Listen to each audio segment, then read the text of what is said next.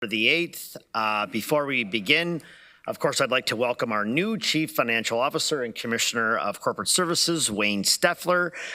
Today is his second day. Wayne assured me that he has all the answers for you today. So just bring it and, we'll go from there. But I know Wayne has a great staff here that'll help assist him in a lot of the questions that, to be honest with you, you probably will have. But let's get through this and welcome Wayne. Welcome to the region. Thank you. So I'll call on Rianne now to conduct the roll call. Regional Chair Redmond. Present. Councillor Craig. Present. Councillor Deutschman. Councillor Erb. Councillor Foxton. Present. Chair Harris. Present. Councillor Hunick. Here. Councillor James. Present. Councillor Liggett. Councillor McCabe. Present. Councillor Nowak. Councillor Salonen. Present. Councillor Shantz. Present. Councillor Verbanovic. Present. Councillor Williams. Present. And Councillor Wolf. Present. Thank you. I would like to acknowledge that the land on which we gathered today is the traditional territory of the Haudenosaunee, Anishinaabe, and Chinantan peoples. We acknowledge the enduring presence of the Indigenous people with whom we share this land today, their achievements and their contributions, of course, to our community. Are there any declarations of pecuniary interest? Seeing none, there are no presentations. We will proceed with the delegations as listed on the agenda. I'll call upon Rick Chambers of Waterloo. Rick, you've got 5 minutes to speak. Good morning and welcome.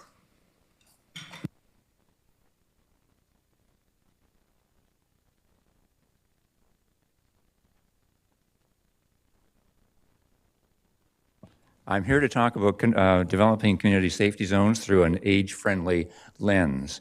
Second, I've got some slides here which I hope will go up very shortly.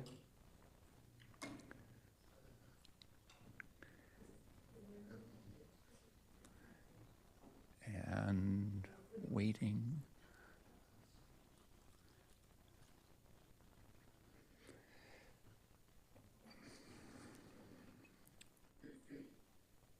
Here we go. So we're talking about community safety zones through an age-friendly lens. Second slide, please. A safe community is one that attracts residents and encourages residents to age in place for as long as possible. The operative word in an age-friendly social and physical urban settings is enablement. That comes from the Cork, Ireland City Council in Ireland. Mobility for older adults is broader than transportation. A decline in physical or mental activities or faculties can restrict the ability of older adults to drive, use public transit, and also make use of the walking experience that can become more hazardous, particularly in environments designed for the car rather than the needs of pedestrians. Hazards include things like cracked or congested pavements, snow or slippery sidewalks, cyclists on sidewalks, and pedestrian lights that change too quickly. A community will not be cohesive and integrated if the residents feel unsafe. This in turn discourages older people from going about their daily lives independently. An older person's pedestrian experience encompasses both physical and psychological dimensions. The physical include things like street crossings, lights, signals, signs. Psychological is creating a sense of safety when interacting with other pedestrians, drivers, and the surrounding environment. Barriers in the urban environment for older adults include things like their impaired ability in some cases to judge distance, their inability to cross a roadway quickly, unmarked crossings, dim lighting, lack of signage, and construction zones without pedestrian detours. Common threats to older adult pedestrians include things like cars turning at crosswalks or intersections and not waiting for pedestrians, unsafe curb ramps, wide intersections with short crossing times, and wide streets that encourage high traffic speeds. So here are some things that other cities have done. Next slide, please. In Toronto, they did a study, this is in 2017, that showed 2/3 of pedestrian accidents involved older adults. They used this awful term, KSI, when compiling those. That means killed or seriously injured in crossing streets. And they identified the most accident-prone areas of the city using the KSIs as a measuring stick. So the city added zebra crosswalks, safety zone traffic signs, larger or longer pedestrian crossing times at signals, and reduced speed limits to 40 kilometers per hour, and put up watch your speed signs, and installed red light cameras. Next slide, please. In New York City, areas around seniors' residence were obvious first choices to establish community safety zones. They implemented enhanced pavement markings and signage, and they also then included longer crossing intervals at intersections, improved curve ramps, narrowed streets through landscaping, and added traffic calming elements to reduce speeds. A major portion of their work also included education. They held workshops, public service announcements, and put up information signs. And they extended that to law enforcement personnel, bus and taxi operators, public officials, and designers about how to implement these safety measures in safety zones. Next slide. So what we're asking is, first, that we expand community safety zones to include areas around older adult residences. These would be long-term care homes and other retirement homes. The second thing is we're in the process of identifying natural occurring retirement communities, NORCs, in the region. For instance, Waterloo has already established 4 that they're looking at. One of those is Water Park Place on Herb Street in Uptown Waterloo. And so that would mean reducing the speed along Herb Street at Willow. We need to educate drivers and the public through signage, workshops, and public service announcements, as they did in New York. We need to reduce speed limits to 40 or 30 kilometers per hour. And of course, we need to include enforcement measures, because that's part of the education process. We also need to allow pedestrians to begin crossing intersections before the green light changes. They've done this in Mississauga and in other communities, so that you give the pedestrians a head start to move across the intersection before the light turns green and traffic starts to flow. We also need to lengthen crossing times. If you look at some of the countdown numbers at intersections, 21 seconds or 20 seconds or whatever it is not enough time for many older adults to cross. And finally, we need to install audible crossing signals near seniors' residences and around NORCs and other places. One of the issues is that some older adults have macular degeneration and can't see the walk sign on the other side of the intersection, and so need the audible signal to help them. So we would suggest that these are some things that you might want to consider as you're looking at safety zones in the region. Last slide. Yeah, I'm gonna give you a bit extra time, so like 20 seconds, and we got some questions. All right. Well, that's all I have to say, but if there are questions, I'd be pleased to answer. Excellent. We'll move to Councillor Shantz. Thank you, Chair Harris. Thank you, Rick, for coming today. I think that your presentation is incredibly timely, given that the average age in Waterloo region and across Canada is rising quickly. I also want to note for the rest of Council that many of the risks that Rick has noted, as well as the potential solutions, would be of the same volume of risk for folks with disabilities in our community and the same volume of access or safety. And as many as 27% of us in Waterloo region are currently living with disability. So this is not only applicable to the elderly, but applicable to a very wide cross section of our community. And I just want everyone to keep that in mind.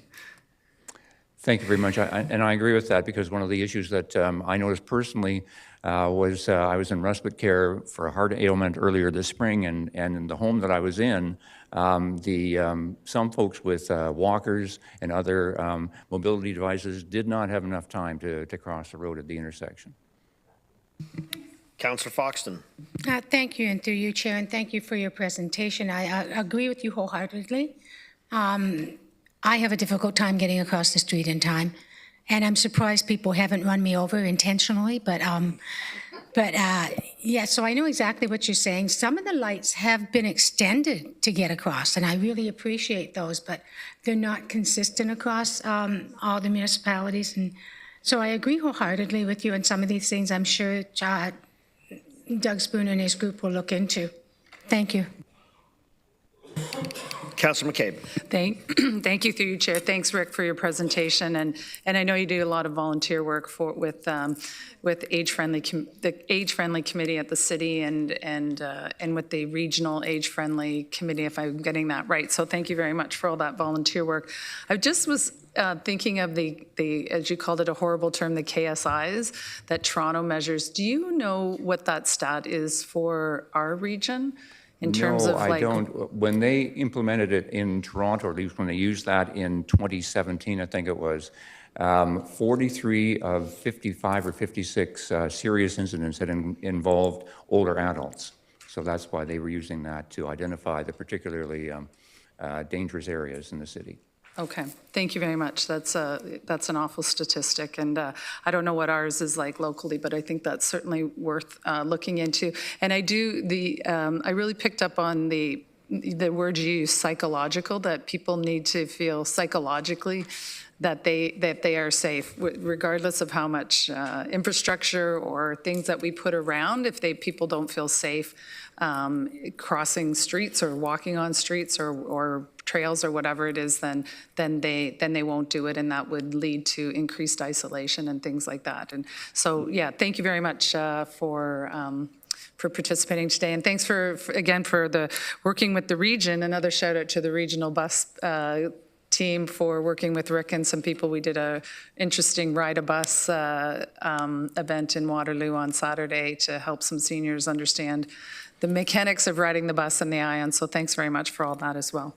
Thank you, Mayor McCabe. The point about psychological safety is that we're always concerned about social isolation for older adults. And if they don't feel safe going out and being on their own, then that's a major issue for all of us. Councillor James. Thank you, through you, Chair Harris. Rick, thank you for coming in today and speaking with me briefly earlier this week about your presentation and the work you all are doing.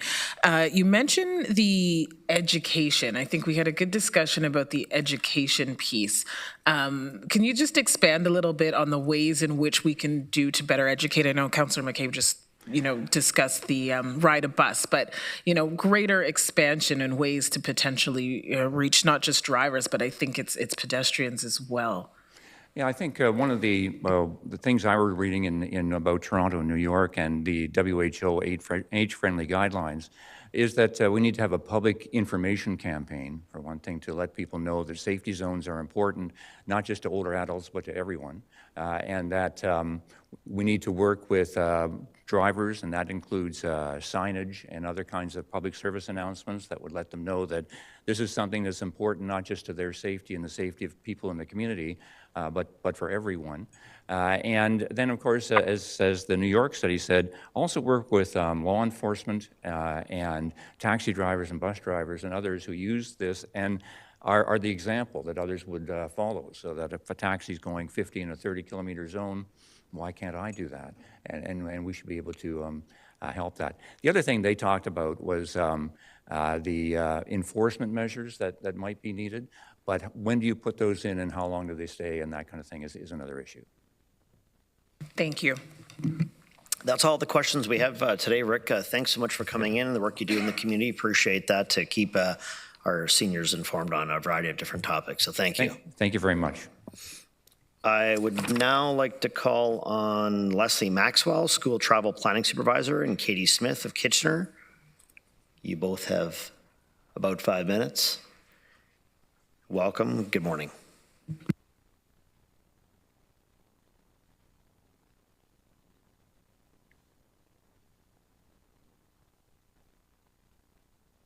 I thought. That's okay. I'm glad I brought you along. Good morning, and thanks for letting us speak today. My name's Leslie, and I'm from Student Transportation Services, where I work to support children who walk and bike to school. And with me is Katie Smith, a parent who works on traffic initiatives at Sandhills Public School on a volunteer basis, I might add. Next slide, please. We believe children have a right to independent mobility for all of the reasons listed on this slide, but many parents feel it's not possible in Waterloo region due to traffic dangers. The best way that we can reduce traffic dangers and disrupt car culture is by redesigning and rebuilding our streets. But of course, you know that will take decades, and it'll leave inequitable distribution, at least at times. To date, the cheapest, quickest, most effective, and most wide-ranging disruptor to car culture that I've witnessed has been the application of speed cameras in school zones. Today, we have a chance to promote the use of community safety zones that would make it possible to similarly target areas, high-risk areas that school zones can't reach, and that includes the areas that Rick was talking about. Next slide, please. Many families make a lot of effort to walk and roll to school, like Katie and some of the other delegators today. Our data shows the good news that about 30% of Catholic board students and about 48% of public board students use active travel for the school journey. The bad news is that our data also indicates around 30,000 children are being driven to school every day in our region, twice. We know some families, including some low-income families, are in positions where driving is their only option, and we sincerely want to have welcoming spaces for them. But we also support higher fines for drivers who disobey traffic laws in these zones, because children on foot are more vulnerable than all drivers. On top of that, overwhelming evidence shows that low-income families depend on active travel to school more, and that risky driving behaviors impact them disproportionately. Next slide, please. Urban planner Jeff Speck has given us a blueprint to create more walkable cities. He says a walk needs to be safe and comfortable. In other words, it needs to sound safe, look safe, and feel safe, speaking to the psychological safety, before active travel will be more appealing than driving. Speed cameras and higher fines immediately reduce speeds, which means it's easier for drivers to avoid collisions. It's easier to hear the birds over the cars. And it's easier to make eye contact with a driver who can smile back at you when you smile at them. That all makes this world feel a little safer. Next slide, please. STSWR counted driving behaviors in 10 school zones for several years.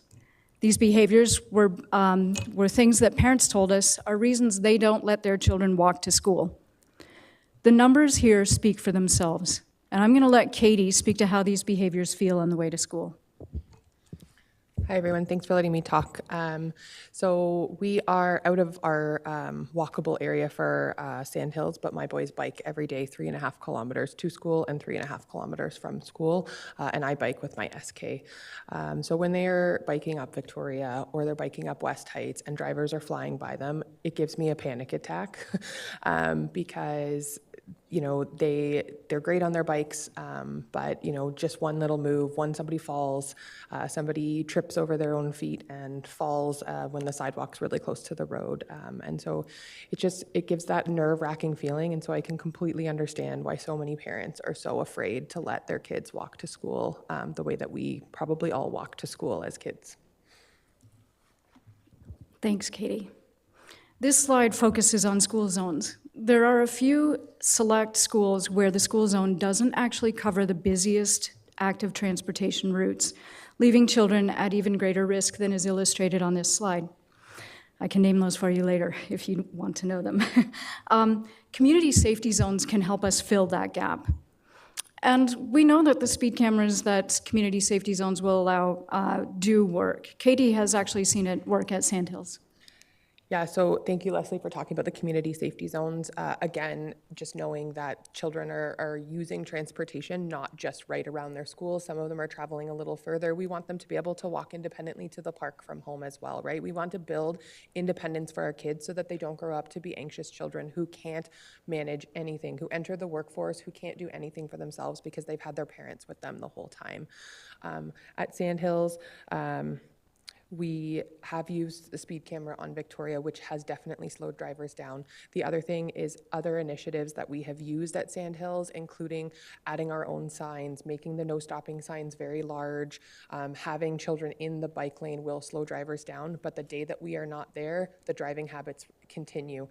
So it's showing that even with education, even with trying to have other alternatives like a walking school bus for our school. If the enforcement is not there, the driver behavior does not change. We've had parents say, I don't care that you're standing here. If you're not here, I'm going to stop in the middle of Victoria Street to let my child out. So really it is about that enforcement and those speed initiatives, those changing the signs, changing the zones, making it impossible for the drivers to do those dangerous behaviors that are putting our kids at risk. Great. Thank you both. Do you have a question, Chair Redmond? Thank you both for coming in, and I hope this is a fair question because you're from the school boards. My sense is that schools are often community centers, and I know I passed many on a Sunday and seen faith communities or other times of the day, and so the before and after care for kids, as well as the use of that school facility as a community center, doesn't just span the school day as we would traditionally think of it. And could you comment on that? I guess I really support this program because I think it's changing behavior. In order to change behavior, it has to be consistent. And I know you're here to talk about school zones and community safety zones. I wonder if you could just reflect on the fact that 24/7 and not just when kids are in school is a really wise way to continue to keep the pressure on to change behavior. Thank you, Councillor Redmond, and through you, Chair Harris. Yes, absolutely. Schools are formally used from 7 a.m. to 7 p.m. for before and after school care, and that is most of our schools across the region. We also have community use of schools, which is largely based, there's a large contingent of child-based programming like Girl Scouts and Boy Scouts happening even past the 7 o'clock hour. On top of that, our school playgrounds are another green space that families need to access, especially in our lower income areas where there are fewer parks. Those are spaces that children are familiar with, they're friendly, they're inviting, and they have lots of great attributes that kids are drawn to. So we know that kids access them before and after the 7 to 7 hours as well. And to me, it just makes sense to train drivers to behave a certain way in certain places in our region so that they don't make the mistake of thinking it's a different hour or whatever, you know, making a wrong choice at a wrong time. Did you have more to add? Yeah, I was just going to add to, like you said about the building the communities. I think we need to use those schools, those green spaces to build those communities and moving away from that driving culture where everybody's in their own vehicle, right, and bringing people together outside, but allowing them to feel safe to do that, I think is the way that we build community. Thanks so much for coming in. Thank you. Through you, Chair Harris. Thanks for coming in and thanks for this important information. Just a couple quick questions. You referenced that that you wanted to share the areas that are most at risk, so wanted to ask you if you'd like to share those. I like what you said about the sense of confidence and building that sense of confidence. It's similar to what Rick was saying around the feeling psychologically safe as well. And I think that's really important because, so my other question, it leads to my other question, which is, do you have an estimate of what the latent demand out there is? Like how many, I know you said there's 30,000 kids that get driven back and forth to school, so 60,000 trips each day, 5 days a week. But do you have a sense of how many more kids might be able to walk if they had that sense of confidence and if they parents felt psychologically safe to let them do that? So I don't have that data, but we have started an initiative called the Walking School Bus back up at Sandhills. We are in our first week this week. Unfortunately, it's a parent-run initiative, not a school-run initiative that I am running. But just on one of my 4 routes, I had 10 children that I was able to walk to school, so that saved 10 cars of kids who live within the boundary but would have driven to school. I have 3 other routes with about 20 children registered, just don't have the volunteers to be able to run that. So that gives you an idea, like 64% of a 650 school is driving to school, so that the numbers are quite high, and the parents do want to let their kids walk. They do want them to be active. They do want to get them active. They just don't have the time. Working parents trying to get your kids to school for 8:30 in the morning and get to work also at 8:30 in the morning, it's an impossible situation.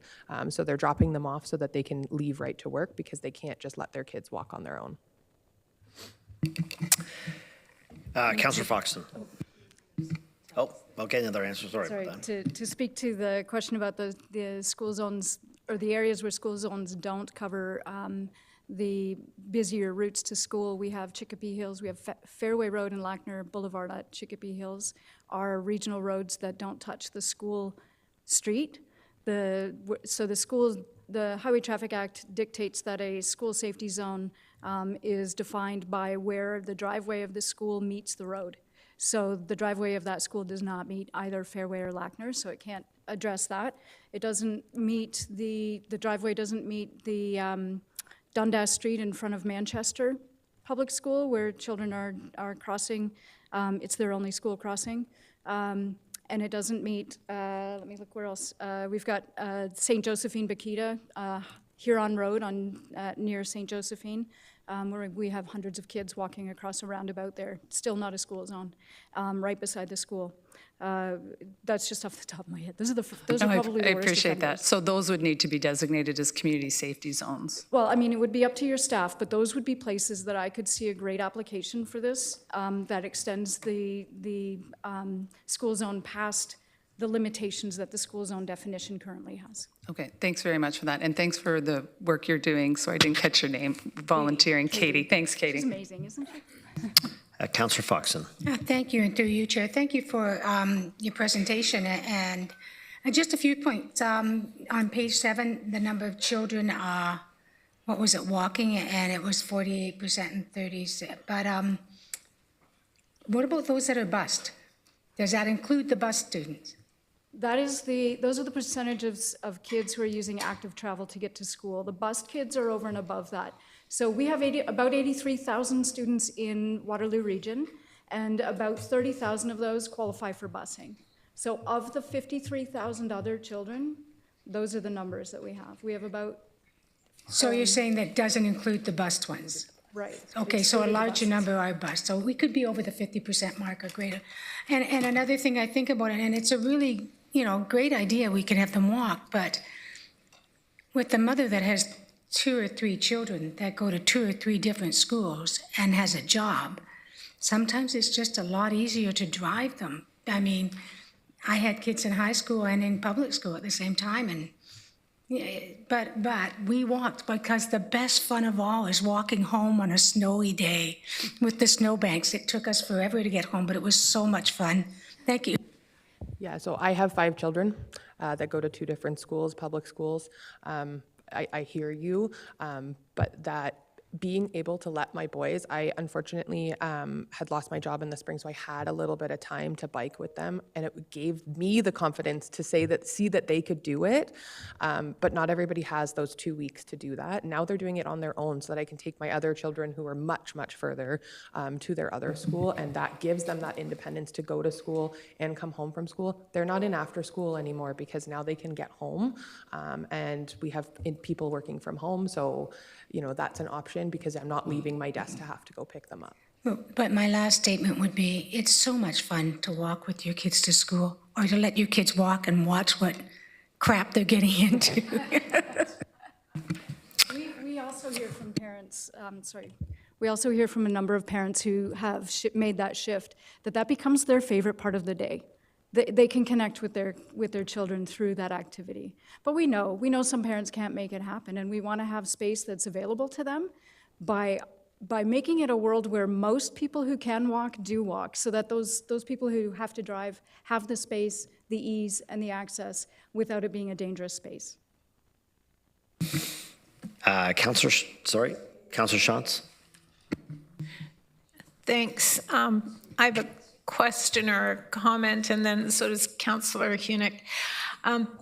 I thank you for the presentation. My grandkids were visiting me, and my husband was going to drive them home, and they said, no, we want to walk. And when they walked the 3 kilometers across town to their place, it was very much fun. So, but my question is about your graph. So the community school zones will address speeding, but there's a whole list of other concerns that are there that actually are bigger in terms of the graph than the speeding. Is there anything else in there that you want to speak to or that we can address? I would love to. Thank you for the question, Councillor Shantz, and through you, Chair Harris. Yes, the community safety zones, the doubling of fines in community safety zones allows a refocus on some of those behaviors like distracted driving, which actually shows up fairly small on those graphs because it's really hard to count everything in a school zone, and the distracted driving is a more difficult thing to count. But we know it's happening. And we are also hoping through some other advocacy work to include U-turns and three-point turns in school zones as a dangerous behavior so that they are outlawed. Because we watch people make those U-turns and three-point turns and reversing near children, and they can't see the kids. So we've seen a lot of close calls because of that. But the doubling of fines will absolutely help to reduce some of those behaviors, as will reducing speed. Because when you move slower, there are fewer close calls. Drivers can stop sooner. And when the area feels more like it's based on the human speed rather than the vehicular speed, people pay better attention and they recognize that there are children moving there. And I think we'll get more kids in those spaces too. So those drivers will become more and more aware that they have to share the road. Thank you. Councillor Liggett? Oh, sorry, I have a question. Oh, okay, sorry. Yeah. Thank you, Chair Harris. Thank you for coming today. Thank you for sharing your very innovative testimony. I've never heard of the term walking school bus until today, and I love it. And so I'm just wondering if you have any suggestions, strategies on how we could implement that on a wider scale. Is that something that the school board or the region could help you with? I love that. Thank you for asking that question. So it was an initiative that the Canadian Cancer Society actually developed. And I think a number of years ago, it was running at quite a few schools. Is it still running at some of the schools? Some of them. I think the biggest issue that I'm facing as a parent and run initiative and a parent volunteer, our school has been very supportive, but everyone's a little bit concerned about liability running it through the school board. So if it could be a school run initiative, I think that would make parents feel more confident too in signing up their children, that it was being registered through the school board, it was directly school board related, then absolutely we could get that going. I'm thinking out loud here, but my wondering is whether or not a new crop of crossing guards could actually implement escorts to and from school. But we can follow up offline as well. Yeah. We do love that idea, and we're looking at some other ideas. It's really difficult to staff the current positions for school crossing guards, so that might not be the way. But we have a proposal before us from Laurier students to potentially fill a bit of the gap. And they would be shorter walking school buses. They wouldn't last all year, but they would provide that instruction to kids. And that 2 weeks that Katie was talking about, we'd make it 6, but we would have time to kind of prepare children to walk on their own and grow that independence. That's great. Feel free to follow up with email if I can be of help. Thanks. Okay, now we'll go to Councillor Liggett. Thank you, Mr. Chair. You tweaked me on the Manchester School portion of what you said near the very end. That's already 40 in there for quite a period of time. So you said that you felt that it should be an extended length. Is that what you're saying? If so, why? I know it's always been problematic because you come over the crest of the Dundas Street overpass and you're right there. So can you just explain a little bit more of what you were meaning on that? Thanks. Sure. Thank you, Councillor Liggett. I appreciate your question, and through you, Chair Harris. It may be marked as a school area, but it is not technically a school zone. So the speed cameras cannot be applied there, and it will continue to be just driven at at the higher speed. So we are hopeful that we've got parents active at that school who have been asking to have that speed dropped and to have it be more noticeable that there's a school area right there. Thank you. Is that because it's a highway? That is because the driveway of the school does not meet Dundas Street. Because it's at the back of the school versus the front of the school. Exactly. Right. Yep. Yep. But you know that that's where the school crossing is. You see the kids crossing at that light all the time. Yep. Okay, Dan, thanks. Okay, well, I think that's all the questions we've got. So thank you, Leslie and Katie, for coming in for your presentations, and Katie for the work you're doing in your own community as a volunteer. I'll call on Victoria Hand of Kitchener. I believe Victoria is here. Hello. Virtually, she's up on the screen. Hey, Victoria, you've got 5 minutes. Welcome. Good morning. Thank you, and through your chair. So I am, as you can probably hear from my accent, an immigrant to this country. I moved here from Luxembourg, but grew up in the UK. I am passionate about active transportation, about getting around on my bike, on a scooter, running and walking around the city. And I choose that over driving a car whenever possible. I believe, and I see in our street design, that our regional streets are designed to be allowing vehicles to travel faster than the speed limits that they currently have. So their design is encouraging people to drive fast. People feel safe driving fast on a regional road. That's just the nature of where they are right now.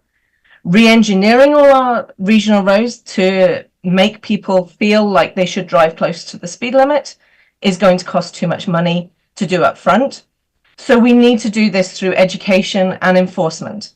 And having these cameras in areas where we designate as being high risk for more vulnerable users, so outside schools, community centers, places where our more vulnerable users are, this is key. This provides the enforcement and allows us to provide the training by promoting where these safe zones are. So we really do need these in place. And then over time, we can gradually increase more engineering into the environment to encourage people to drive closer to the speed limits or within the speed limits. Now, I see this in different countries, of course. In the UK, for example, the whole neighborhood where my mother lives, including major roads that are equivalent to our regional roads, you come off the highway and within 50 meters, you're driving at 19 miles an hour. So that's 30 kilometers an hour. So you're coming from a 60 mile an hour road, so 90 kilometers an hour road, within 50 meters to 30 kilometers an hour. And that is totally acceptable because people know that is moving into a neighborhood where there are people moving around outside of vehicles. We need to get to the stage where we are seeing this more and more often, where people are understanding that they need to lower their speeds, because lowering their speeds will not only save lives, but also save critical injuries. My neighbors at the moment are elderly, and they were in an accident last year with somebody speeding. They were in their vehicle. They now cannot drive a vehicle, either of them. They are both reliant on taxis or on mobility to get around. They are trapped in their homes. They've had to re-engineer their home. They've had to add in stair lifts to be able to get around their home. And this is because of somebody speeding where they should have been. We need to control this. We need to understand this, and we need to have safety zones that people understand are there for a reason. We need to stop thinking of the mindset of get in my car and get from A to B quickly. We need to be in the mindset of get out and walk, get out and meet people, get out and cycle. This is encouraging our health. It's better for the environment, so will help us towards getting to a carbon neutral state sooner. And it will help overall in the costs for not only our region in terms of making sure that everybody is healthy and strong and able, but it makes so much sense.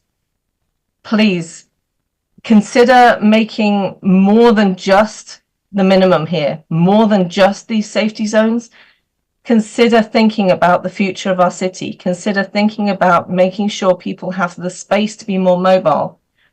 My nephews currently live 20 minutes walk away, but they don't walk or cycle to my house because they have to cross Weber and go under the highway. And that for them is too much. It's not far, but it's too much for them. So we need to make sure that our kids are able to get to these safety zones, get to their schools, without needing their parents to take them right the way up until they're driving a car for themselves. Freedom is something that I experienced, and I was lucky. I was in the UK, I was in a big city, but I was in a city that had routes that I could take on my bike away from traffic. I was lucky. Let's give our kids and our elderly the chance to get around our city safely and without fear of, am I going to get across this road in time? Am I going to get to this place in time without being hit by a car that's going too fast? Thank you for your time. Well, thank you, Victoria. Do you have a question, Councillor McCabe? Yeah, I just, thank you, through you, Chair. I think what I heard you say, part of what I heard you say, Vicki, and thanks for coming in, I should have started with that, is that consistency is really key with this. And so Yes. I just wanted to double check that I heard that correctly. And then my other question was, you were talking about the safety zones, but you're talking about community safety zones beyond the school areas, correct? And where would you see that some of those maybe also needed? I would love to see it expand from community safety zones to reducing speeds across the city personally. I would like to see our whole city being safe for people to get around everywhere. But I know that that is a big jump and it's too big at this stage. But having these safety zones around schools, community centres, libraries, anywhere where we expect our young people and our elderly people to go to. You and I are fit and healthy. We are not in a position where we worry about, am I going to get across the road? But I see my friends who are starting to have to use rollators or sticks when they're getting their hips replaced. I'm seeing when my mother comes to visit, her mobility is very restricted now. Would I take her across the crossing that's outside, for example, the Rockway Community Centre to get to the other side of King Street? No, I wouldn't, because that crossing is not long enough for me to get her across the road. So anything little we can do, and I think these community safe zones are a little thing we can do. It's a start, but it's only a start. And I'm looking at the big picture. I'm looking at where we could be in 20 years' time. This is the start, but we need to make this start, and we need to make it consistent and solid. Having set hours, people will get confused. Having set days, people will get confused. Making it solid, this is the speed limit in this area, period, enables people to just know, okay, I have to slow down in this area. As we can expand, as we can develop, as we can make roads engineered to encourage the right speed limits, that will help in the long term. But we can't do that in an instant. It costs money. But these safety zones, it's a start. Thank you. It looks like Councillor Hunick's got a question. Thank you for your delegation. Yes, I do, Chair Harris. Thank you very much. I think you hit the nail on the head when you talked about lowering speeds overall across the region. I know for myself, it's not just about the length of the crosswalk. It's, can I even reach the crosswalk button, right? Can I even reach the crosswalk location? But if people are going slow enough to stop regardless, then a lot of that danger is eliminated. So, thanks. Okay, thank you, Victoria, for your time this morning. That's all the questions we have. Colleagues, we'll move on to the consent agenda. If you wish to remove an item from the consent agenda, please indicate so now. I don't see any, so do we have a mover and a seconder to approve the consent reports? Moved by Councillor James, seconded by Councillor or Chair Redmond. I'll ask you all to head over to eScribe so we can. Excuse me, Chair Harris. I thought there was 4 delegations. She canceled. Okay, thank you. Canceled, sorry. Yeah, I got it here. Okay, and that is carried, colleagues. We'll move to item 6.1, strategic priority, equitable services and opportunities. That was on the consent agenda item. I'm sorry about that. We're going to move on to the regular agenda. 7.1, strategic priority, resilient and future-ready organization, long-term financial stability update. I will call on Wayne Steffler, Chief Financial Officer and Commissioner of Corporate Services, to speak to his first report. Wayne, good morning. Good morning. Thank you, Chair Harris. Through the chair, I'm going to pass this over to my colleague Matthew, who will explain the report. Matthew.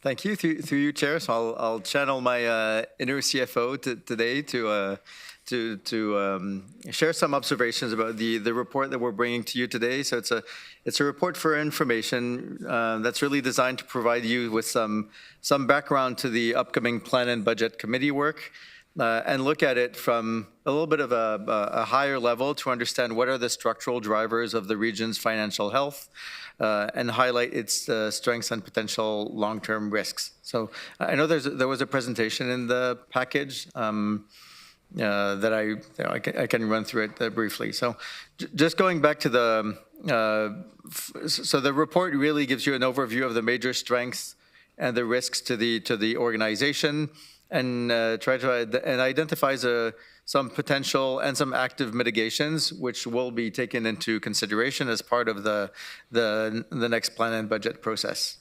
The financial strengths of the region, some of them have already been highlighted through the credit rating report that was shared with you earlier, including the diversity and the resilience of the local economy with multiple sectors that are active and growing in terms of employment, reliable revenue sources, and strong governance.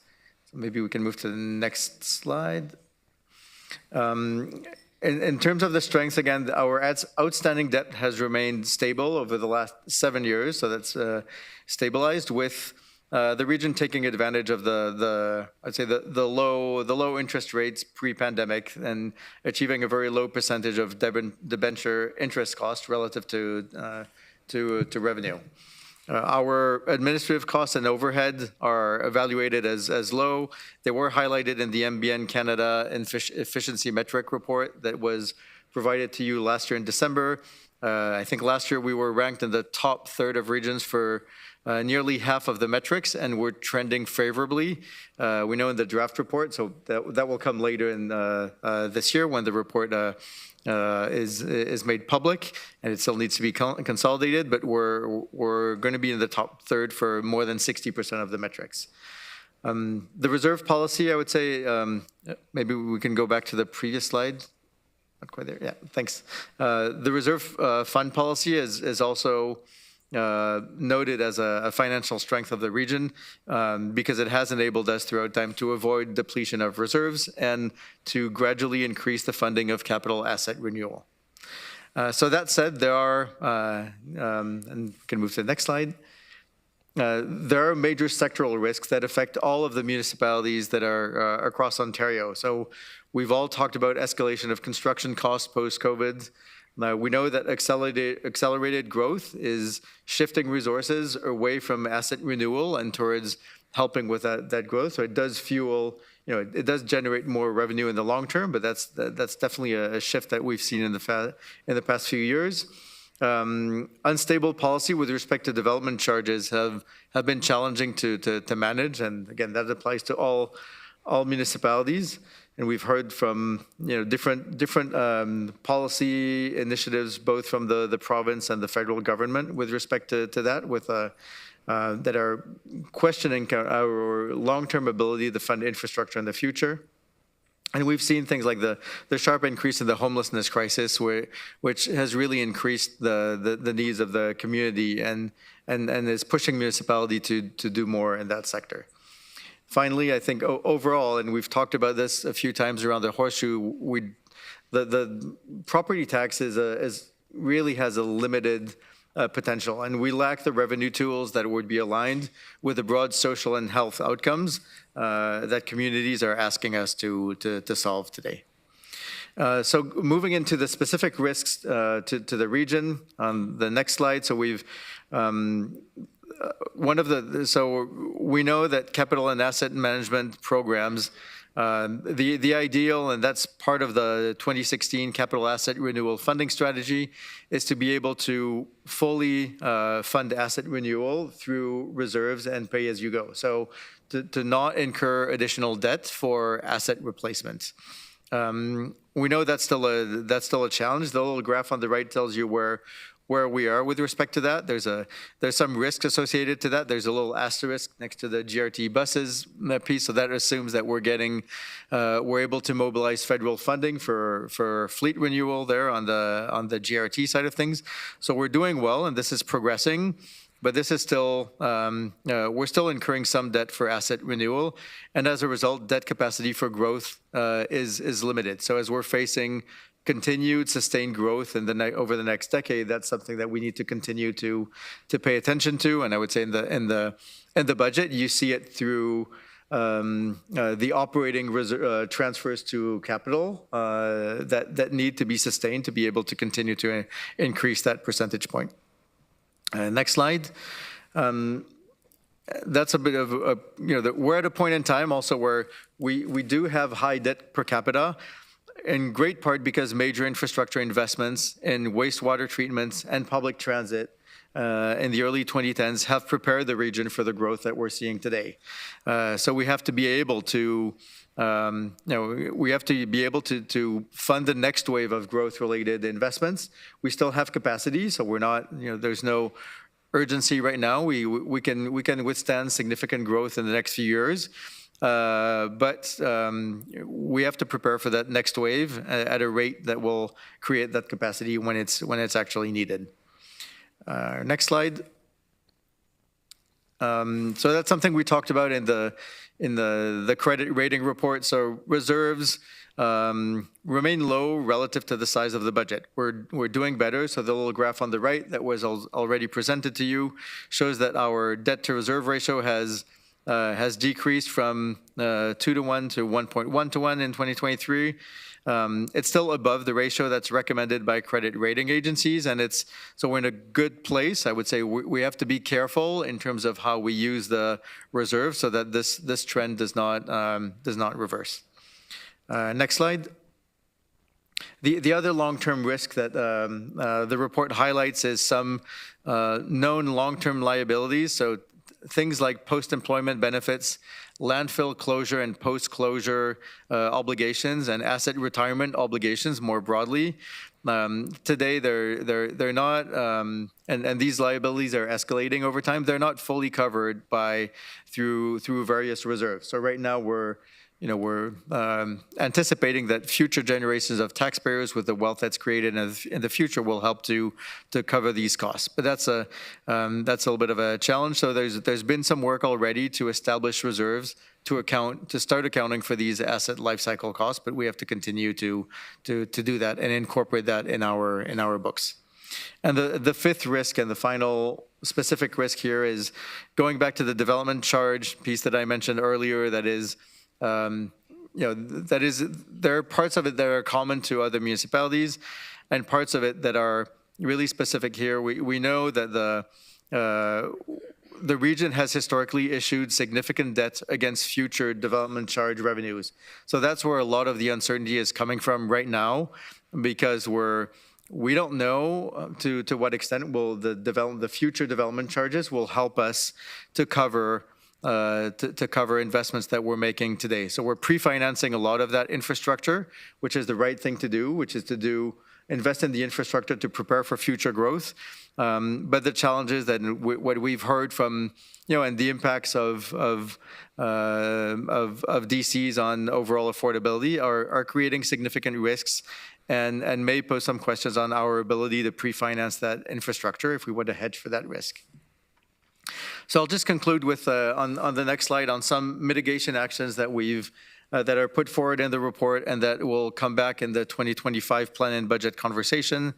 Our objective is to continue to close the gap to achieve the reserve and reserve fund targets through the 2025 and subsequent budgets. So that's really through these operating transfers and end-of-year transfers to reserves. So what you'll see also with the updated 2025 asset management plan is the need for a companion funding strategy that will inform the 2026 to 2035 capital program. So that's a piece of work that's still on the table. I think in terms of mitigation, we still recommend prudent use of the TSR as a good mechanism to manage kind of variations in tax impacts, but that needs to be there to provide that kind of core reserve and backup in case the region and the economy suffers broad shocks. And finally, continued political advocacy to recalibrate which level of government is responsible for which services and align revenue sources with the long-term needs of the community, in particular in the fields of homelessness, affordable housing, and growth-related infrastructure provision. Thank you. Councillor Deutschman for question. Thank you, Chair Harris. Thanks for that presentation. Couple things. One, I am seriously concerned about any political interference with respect to development charges. And now that you mentioned the federal government, which I had not heard of, also questioning development charges, I think there's a serious problem that we have with respect to the province not fully understanding what development charges are about and the use of development charges. And continued interference by the province in the municipalities managing their financial affairs. I was, just as an aside, the capital asset renewal chart was interesting to me. It looked like 3D chess or something. It took me a moment to fully understand that. But my question is about reserves. In your presentation, you said we have a robust reserve and reserve fund policy framework. And I'll ask if somebody could put up Appendix E, the table and the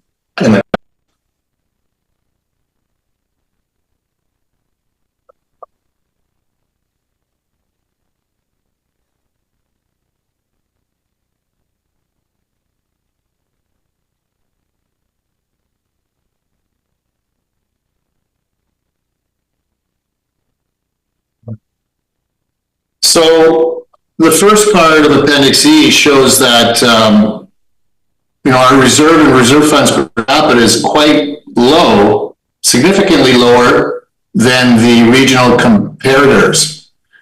And then you take the chart below, and it's showing the trend for the region with respect to the reduction in reserves in relation to debt is, I would say that's a very concerning issue. And so I'm not sure what robust is describing with respect to the region, and perhaps you can provide a better explanation as to what is robust about this declining trend, which could see us fall below our debt level to a point where it's below 1.0, and we're perilously close to that level. Through the chair, so the I don't know if the mic is working. Yep. Okay. The debt to reserve ratio is about how much debt can we incur. So when that line goes down, it's a good thing. That means our debt is not too high compared to our reserves. So our objective has been to bring it down. So this is a favorable trend when we have less debt compared to the reserves that we have to be able to cover, changing like interest rates. So this is a good.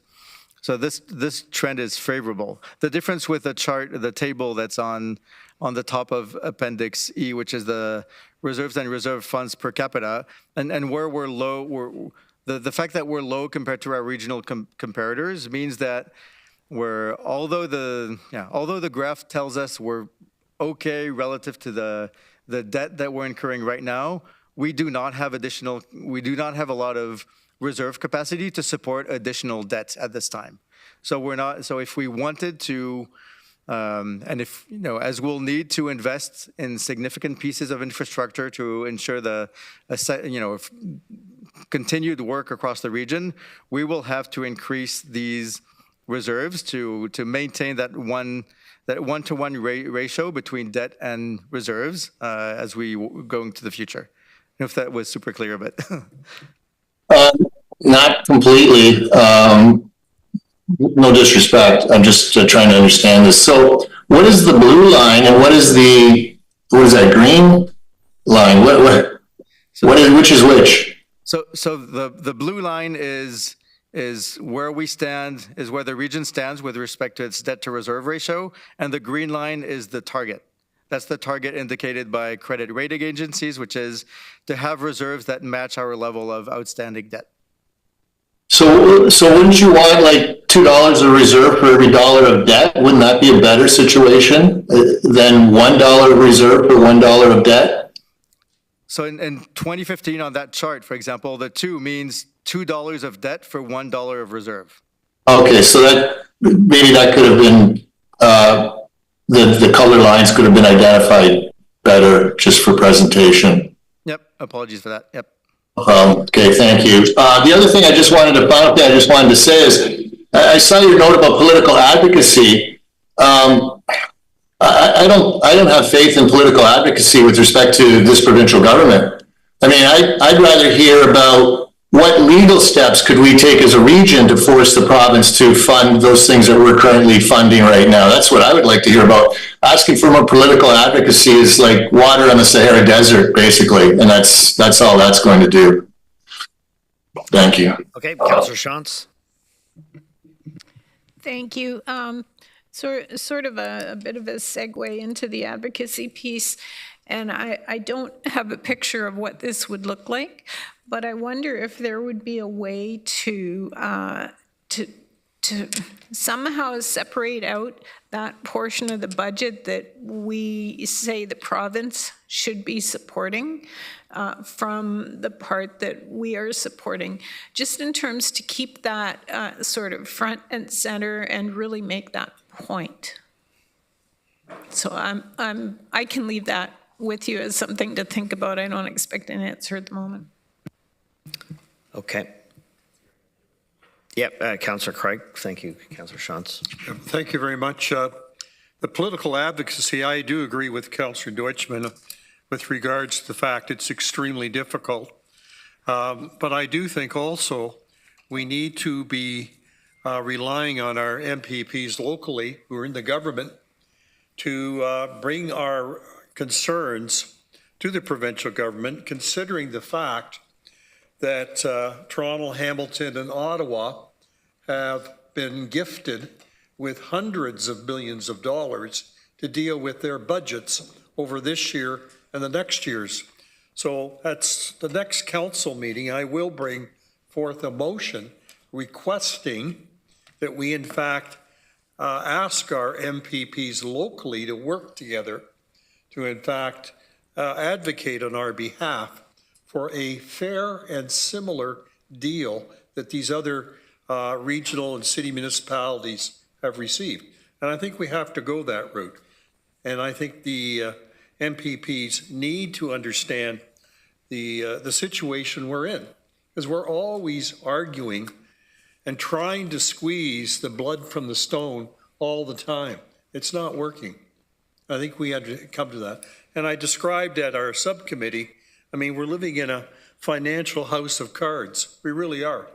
And we need to be a lot more, we have to advocate on a stronger level. So, Mr. Chair, I just say that advocacy, I think, is important.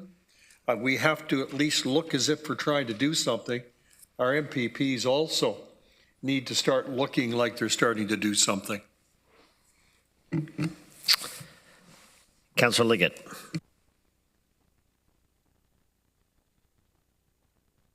Thank you again, Mr. Chair. Aside from the provincial government, you were just speaking about the federal government, and maybe you could talk about that a little bit more. With the concern with their housing infrastructure fund coming forward, where they would like to see a freeze in DCs for 3 years. I don't know how we'd even consider doing that. Can you speak to that, please?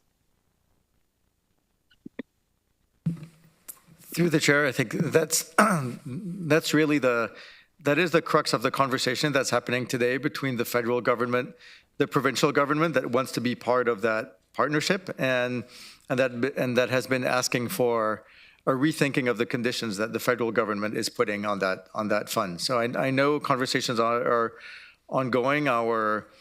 with the other group of regional CEOs, we had a recent meeting with deputy ministers at the province to discuss this. They're still trying to both educate the federal government on development charges, what they need, what they're used in terms of funding.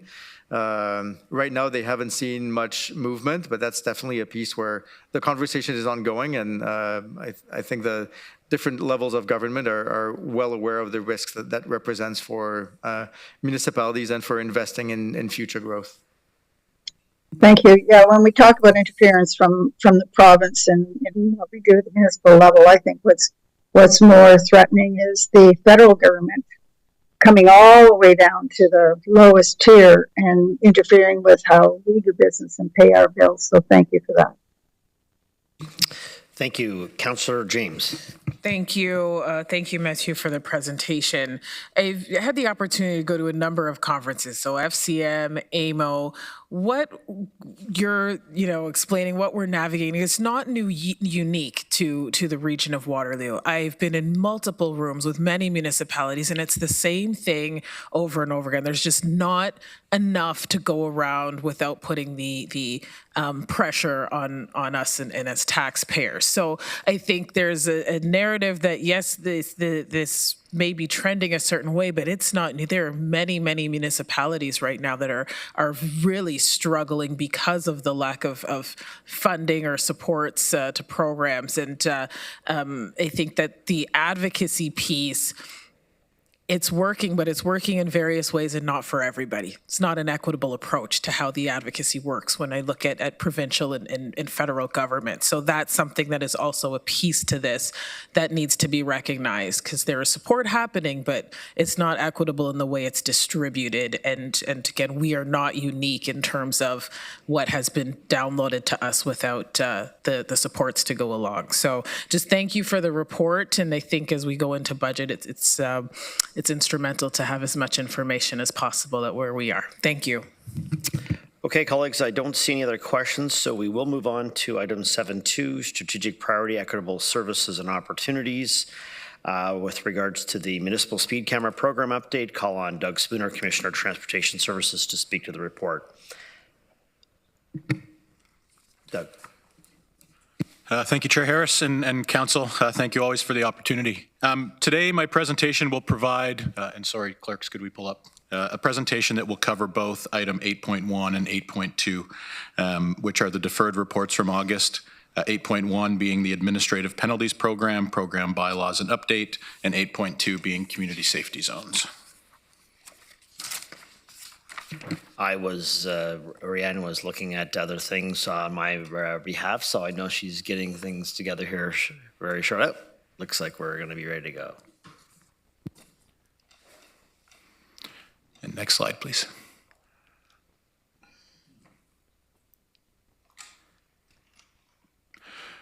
Council, a quick reminder of what we've been working on together since the first motion in 2020. We want neighborhoods, starting with school zones, then moving to community safety zones, that are safe and that also feel safe. And based on the pilot program, we know that municipal speed cameras are a good intervention to support our goal. But that's not the end state. The end state is roads designed so that we don't need community safety zones and we don't need municipal speed cameras. But until we are there, we need the tools to support our community. Next slide, please. Council, in response to your August motion, my team and I have been on tour. We have now completed half of our education sessions. Thank you again to all of the area municipal mayors for the opportunity to do so.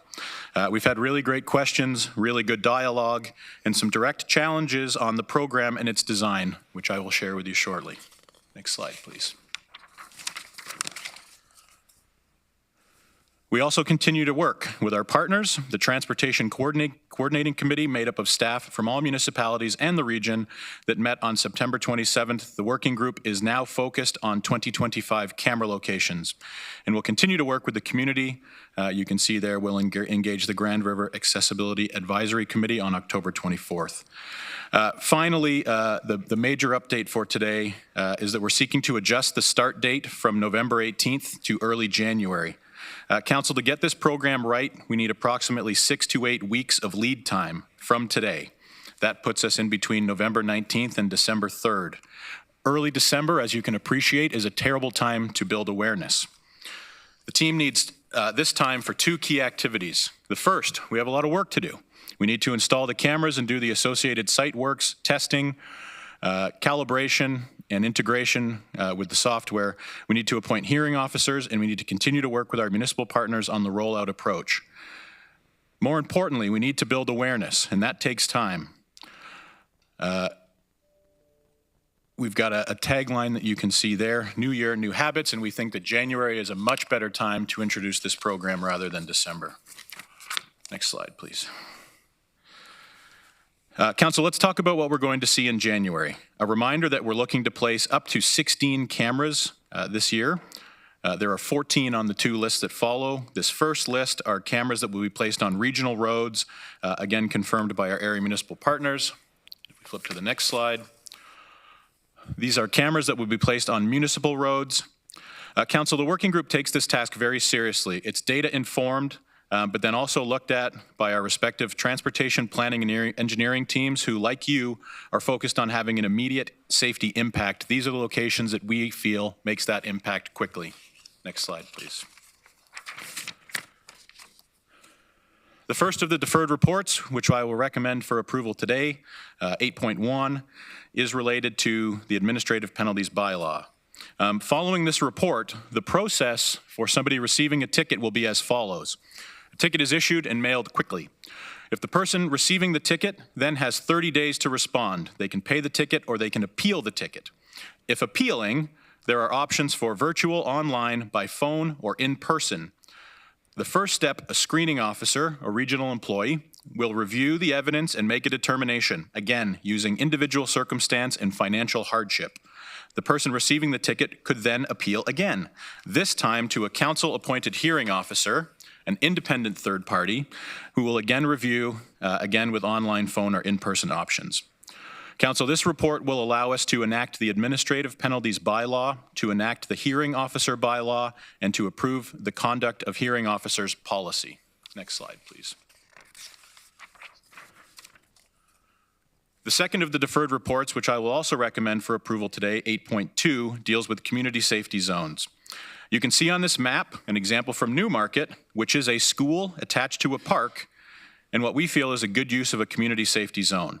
On the map, I will note the following features. A red line. This is the school zone, we've talked about today, the main vehicular entrance, and could be supported by a camera. You'll also see a yellow line. This is an additional area that could be supported by a camera. It's a school and a park entrance, but it's not a vehicular entrance. And finally, the blue dotted line around the community. This is the community safety zone. You can see that it expands beyond the school zone and park to build a bubble of protection around the area. Council, this report will allow us to adopt the 2-step community safety zone warrant to direct staff to identify school zones that need additional community safety zone support, to adopt the strategy of using community safety zones at all school zones on regional roads that will have a municipal speed camera in future, and to direct staff to identify a comprehensive list of future community safety zones. Next slide, please. Council, following today, our next steps will be as follows. We will continue to work with our area municipal partners as they will propose the 2025 camera locations by the end of this month. We will develop the Road Safety Reserve Policy Framework, which is a request from our area municipal council partners. We heard you and we are responding. To be clear, the ask was, is there more detail to share around the policy that governs the fine monies, how they are distributed, and how we target the areas that need them most for road redesign or interventions? Council, my team is ready to go. We're ready to deliver, to partner, and to get this program off the ground. Thank you for the opportunity to speak today and welcoming of any questions. We have a few. Councillor Hunick. Thank you, Chair Harris. I just want to highlight a few excellent aspects of this report as I was digesting it yesterday. I want to disclose to all of Council and the members of the public that I think I've been sidetracked with respect to the speed camera and safety zone issue. I was sidetracked in the sense of I don't want to further marginalize people who are experiencing financial hardship in our community should they get a ticket in a safety zone. But I remember way back speaking with Commissioner Getsky about this, and we all chuckled when I asked the question. If you don't speed, you don't get a ticket, right, Commissioner Getsky? And so we all chuckled at that, and I want to promote that this doesn't marginalize the people experiencing financial hardship in the sense that there are multiple ways and multiple opportunities to appeal. What it does do is promote community safety, and that's something that I ran on and something that I think we all ran on and something that we need to take stronger action to support. So thank you for clearing my mind yet again. Appreciate that clarity, Councillor Hunick. Councillor Banovic. Thank you very much, Chair Harris, and thank you to the staff for the presentation today and also for coming to Kitchener Council for what ended up being, I think, a fairly robust dialogue around the issues and concerns. I know both Councillor James and Councillor Williams attended the meeting as well and had the opportunity to hear some of the issues and concerns from I guess I just want to ask a number of questions, and I may need to come in a second time when my 5 minutes is up. But my first question is just so that we're clear on the proposal that's in front of us. It's based on 175 cameras at 5,000 tickets at a $60 average. In the fullness of time. Is that correct? Through you, Chair, yes. The business case that was approved in September of 2023 considered Regional Council's request for 175 cameras, an average annual number of tickets of 5,000, an average fine of $60, and 80% recovery of those fines. And I guess part of my question has to do, in considering the request from Regional Council, what level of report that ultimately had business case, what level of dialogue happened with the area municipalities in terms of understanding where they were at? Because as you heard at the session when you were in Kitchener, and I know has been shared with our council, right now, out of 73 public and Catholic schools in the city of Kitchener, 16 out of those 73 are on regional roads. And our professional transportation staff have said that out of the 73, the most that they would even recommend for consideration to council are 25 out of 73 school sites, 7 of which have regional frontage and 18 which have municipal frontage. And so that creates a big gap in terms of the business plan that's been created. And so I'm just wondering what staff's thinking is around that and how, if those same concerns exist in Cambridge, Waterloo, and the 4 townships, although in the townships, I think more of the schools are on regional roads, will that not put the business plan potentially into jeopardy? Through you, Chair, thank you for the question. So in terms of the first question, dialogue with municipalities, we share obviously the business case at staff level through the working group. For municipal councils, regional staff did not undertake an activity to share this with municipal councils. Obviously, it was shared with regional council. I think the answer to the broader question is the program is entirely scalable. So again, we're responding to an ask of this council to deliver 175 cameras. If at some point council wanted to revisit that number or wanted staff's advice on what that number would be, we'd be happy to provide it. As you rightly mentioned, we've got some very skilled people on the working group comprised of regional municipal staff who, as they dig deeper in, as I laid out, the ask today is to do that work to identify locations for community safety zones. 175 may not be the right number. Okay, and just to be be clear, on the issue of the fines, when we originally dealt with this, and just want to have that clarity, while staff knew that the ASC fines would essentially be doubled if we went with the AMPS route, that was never shared directly with regional council in the report as we considered that. Is that correct? Through you, Chair. Yeah, thank you for the question. So it would have been in the business case, but no, it was not explicitly stated in any reports that the APPS program was resulting in a doubling of fines. Right. Yeah, and I seem to remember that you mentioned that last time, and so I just want to put that in perspective. You know, and correct me if I'm wrong, but going 51 kilometers in 40, the fine in an AMP situation versus now would go from $43 to $70. Going 55 in a 40, it would go from $55 to $90. And going 60 in a 40, it would go from $110 to $175. Is that correct?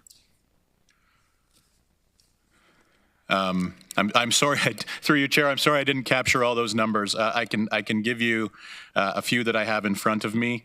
15 kilometers an hour under the current schedule would be $52.50. Under the administrative penalties program would be $98.25. Those numbers don't exactly square as a doubling. It's because the fine monies left after the administrative fees to do that program under 52.50 would be $30. Under 98.25 would be $60. So it's not what I'm showing a direct doubling, but yes, it is a doubling of the fine monies. Right. Councillor Okay. Benedict, we do Those are all the questions I have for now. I'll cue in again, Mr. Chair. Yep, thank you. Councillor Wolf. Through you, Mr. Chair. In a community safety zone, are all fines doubled, like parking, not stopping, no stopping, or just the speed? Through you, Chair, I may call a member of my team, Daryl, who leads our engineering group.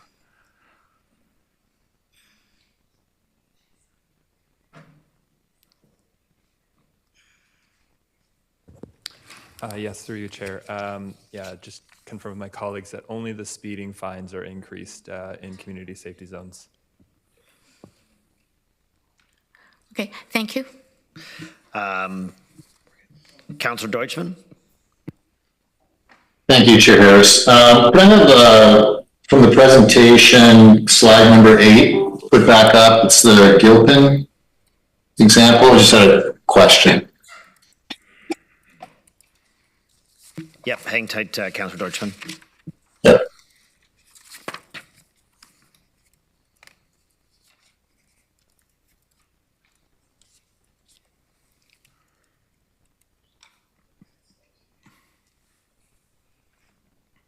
Thank you. So the question that I have is, two questions. First, the speed cameras would be placed, is it on along the red strip only?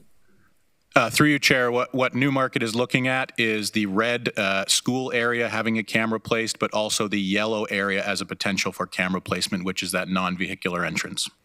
Okay, and then I just want to check, because my experience with the community safety zone is what we have in Roseville, which is on one street. So this concept of additional streets or a broader area was new to me here.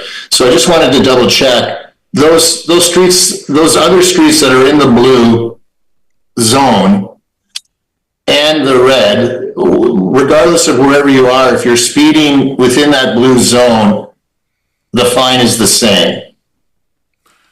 Through you, Chair. Yes. So the approach taken by Newmarket in this diagram is that the community safety zone signage, which is the sign that indicates the doubling of fine, would be placed at the edge of that dotted blue line. So yes, that's the application being used in Newmarket. And the only reason I ask that is because the AP program would only deal with those people caught speeding in the red or yellow sections of this diagram, correct? Through your Chair, that's correct. Okay, all right. But at the end of the day, for our constituents or the people of the region, wherever they are within that community safety zone, it'll be the same speeding fine, which is doubling. Through your chair, correct. Okay, thank you. Thank you, Councillor James. Thank you, Doug, for the presentation and for doing the road show so far, you and your team. Just have a question regarding the fines, and I want to make sure very clear with this that it is you are following the province when it comes to the actual amount of the fine that is being charged aside from the administration fee.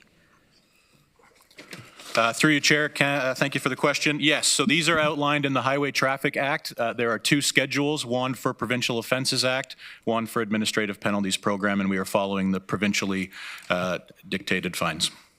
Okay, and then I just have a question. I know we're speaking about school zones and community safety zones.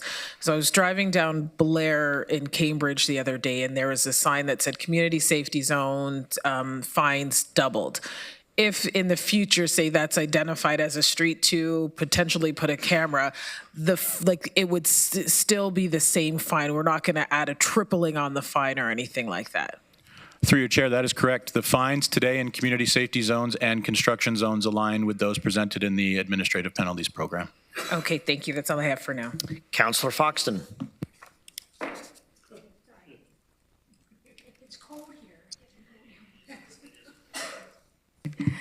Thank you, and through you, Chair. I see in the report it states that the only one that can claim a community safety zone is a municipality. The region can't do that. So the region, only on regional roads can they do something, but on most municipalities have to declare them. And we ask that the region consider looking at our existing community safety zones as well, because we marked them that way because there was issues in the past. The other thing I want to say is I'm not in favor of calling them municipal speed cameras. These are not done by the municipality. If it says municipal speed cameras, all the complaints are going to come to the municipalities, and I would prefer them to stay automatic speed or whatever else, or you can tell them regional speed cameras, but they are not municipal. That is, in my opinion, a misdirection. So I would like that changed. Thank you. Okay, I'll leave that as a comment, I suppose. Councillor Shantz. Oh, sorry, Councillor Hewnick. Thank you, Chair Harris. I'm sorry again about the miss. No. Yeah.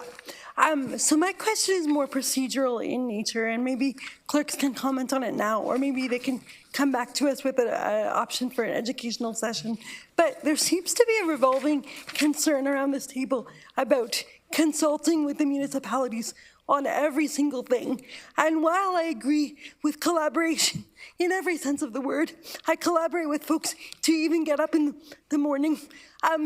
The provincial equivalent of that would be if the province consulted the region on every single stupid piece of legislation they suggest, and wouldn't that be a dream?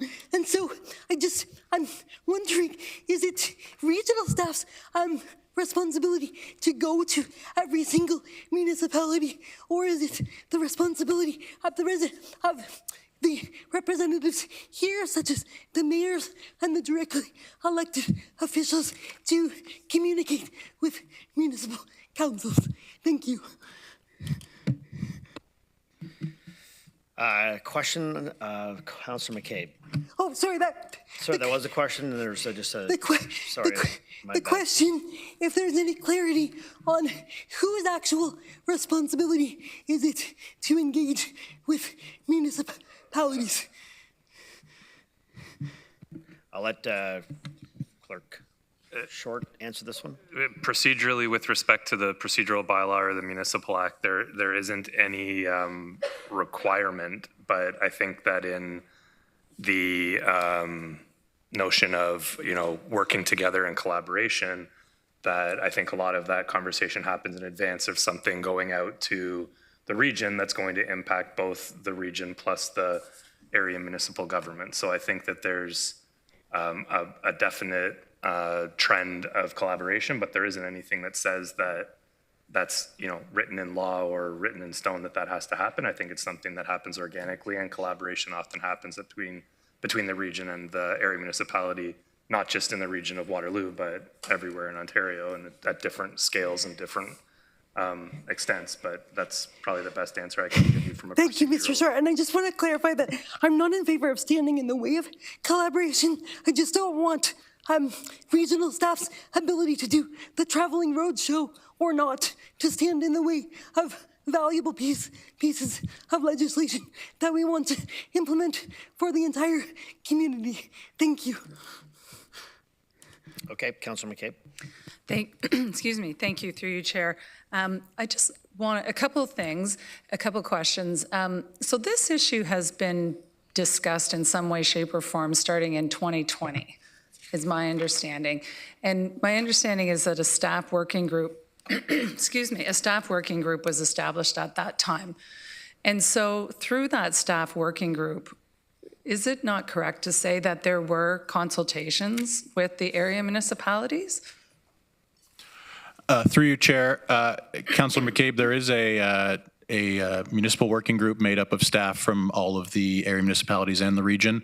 So you'd be correct that we have been working together to implement this program. Okay, so I think that's an important clarification to have. And I mean, I know in my municipality, when, there's a number of issues that our staff work with, staff from other municipalities, including the region, and if there are concerns, or issues in general, they, the CAO gets involved, and certainly the mayor or myself or members of council get involved. So I think, the question about how much consultation, to your question, Councillor Hunick, it's a good one, but I think this issue's been being discussed for about 4 years. So I think, sure, the area municipalities, we're certainly talking to our staff about identifying places where we would like these zones established, and that work will continue. But I just wanted to make sure that that was on the record. The other thing that that I wanted to just note or just clarify is, if there's cameras that are on a city street, is there a framework, or are you developing a framework for revenue sharing through this program? Through you, Chair, and Councillor McCabe, thank you for the question. It's a good one. So I maybe went over this too quickly. This is one of the asks from all of our area municipal partners that I've visited so far, is for us to explore. Now, you will note in the report that we are not cash positive at this point, and so we don't want to share the expenses. No, understood. Just joking. And so that road safety reserve policy framework is intended to do exactly that. It's supposed to recognize the operating costs, the cost to deliver the program to the region, and then monies that would be generated from cameras on regional roads and municipal roads, and then how we target those hotspots and how we address those challenges. It will also have to address, because it is dealing with a financial agreement in the future when the program is successful and we are not generating more fine monies than operating costs, how that will be dealt with at a partnership level. Okay, thank you. And the question was asked sort of generally about other municipalities and our acceptance, or where we're at, where our heads are at with this program. And I can tell you that after it's in the city of Waterloo, previous council and then current council debated the speed limits to a very significant extent. And I can tell you that my council is very much in favor of working with the region to implement this program. And I'm prepared, Chair, to move this motion, and I believe there's a seconder. Councillor James had indicated there is no action required here. That this is just a follow-up report that was requested of council for clarity purposes. So we're not going to be actually dealing with anything specific aside from the next item, which is the administrative penalty program. I believe that's where the action will take place. Through you, Chair, the deferred reports from August 8.1 and 8.2 on today's agenda are both seeking next step support from council. So if I quickly recap those, 8.1 is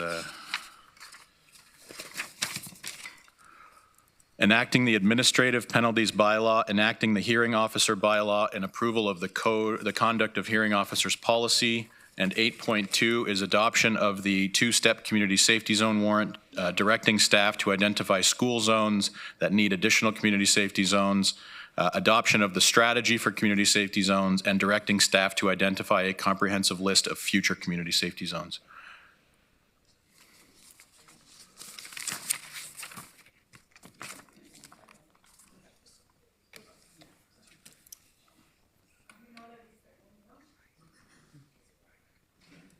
Yeah, no, we are not on we're not on 8.1 now. I'm going to complete the original speakers list, and then we're going to have to deal with this and eventually 8.1 because we're these two issues are somewhat the same. So let's carry on through this list and then we'll go from there. McCabe, you've just finished. So Chair Redmond. Thank you, Chair Harris. As has been pointed out in this conversation and the report, these issues have been around last council and this council has actually endorsed them. And the point's already been made that the consultation's been staff to staff, and I think of many examples. There's 7 area municipalities, and those staff conversations have been going on. My question, I guess, is the process going forward rather than what has or hasn't happened in the past. And I, too, would like to add my voice of thanks for you doing the roadshow. I think it was very effective and made area councils feel like they were going to the people that were creating this program to get real answers. It will be phased in is my assumption. It won't be sort of we don't have enough cameras and then all of a sudden we have 175 in one fell swoop. So my sense is that phasing in, there would continue to be dialogue with area municipalities. So if one area municipality didn't think that they were ready, I'm assuming that those cameras could then be reallocated to another area municipality who felt they were ready. And this is about road safety. This is about changing people's patterns of behavior. So I know I made this point when one of the delegations was here, but I think it does have to be 24/7. And I think it's easy to cherry pick and think that it might be nice to give people the weekends off or whatever. And I know Councillor Nowak has often talked about Vision Zero, and this is one of those tools that's in the kit. So I'm very supportive of this, but I'm wondering, Doug, if you can just talk a little bit about the way forward, the continuing consultation that will happen with area municipalities, and maybe just touch on the difference between a regional road being considered and an area municipal road being considered, because while I take Councillor Foxton's point, we are the regional municipality of Waterloo, so we are a municipality. That we are. Councillor Nowak. Oh. Hey, Mr. Spinner. Through you, Chair. Chair Redmond, a few questions in there. So yes, the program is scalable year to year. The plan is to add approximately 32 cameras per year, up to 175 by 2028. That was the ask in a report and a council response in June of 2023. In terms of the partnership, so right now, the 2025 locations are being developed by our area municipal partners and will be shared at the working group by October 30th. So the locations within a municipality are put forward by staff from that municipality. In terms of reallocation, absolutely. We can reallocate cameras if we want to start fast somewhere and slower somewhere else. That's absolutely an opportunity for us. In terms of changing behavior and the discussion of are these on 24/7, the position of my team is that consistency wins the day here. We heard examples of schools being used for different uses, and obviously community centers the same. We had in the pilot program one camera that had a variable time by time of year. That was in Wilmot, and one of the councillors in Wilmot when I was there asked if we could turn that off because it's a bit confusing for people in terms of is it on or off. And then finally, your question about regional roads and municipal roads. At this time, we believe it's the right of the road authority to decide if they want to place a camera. And so we are seeking, as we always do, partnership in the implementation of this program, which was directed by Regional Council to do it in that way. So I think that's the right way to do it. Thank you. Councillor Nowak. Yeah, just very quickly, I noticed on the education sessions with area municipalities, you have Wellesley Township for tonight, and I don't believe you're on the agenda. Through you, Chair, there is an addendum agenda coming later, and I will in fact be on it and look forward to presenting this evening. Thank you. Okay. So you'll be there tonight? Oh.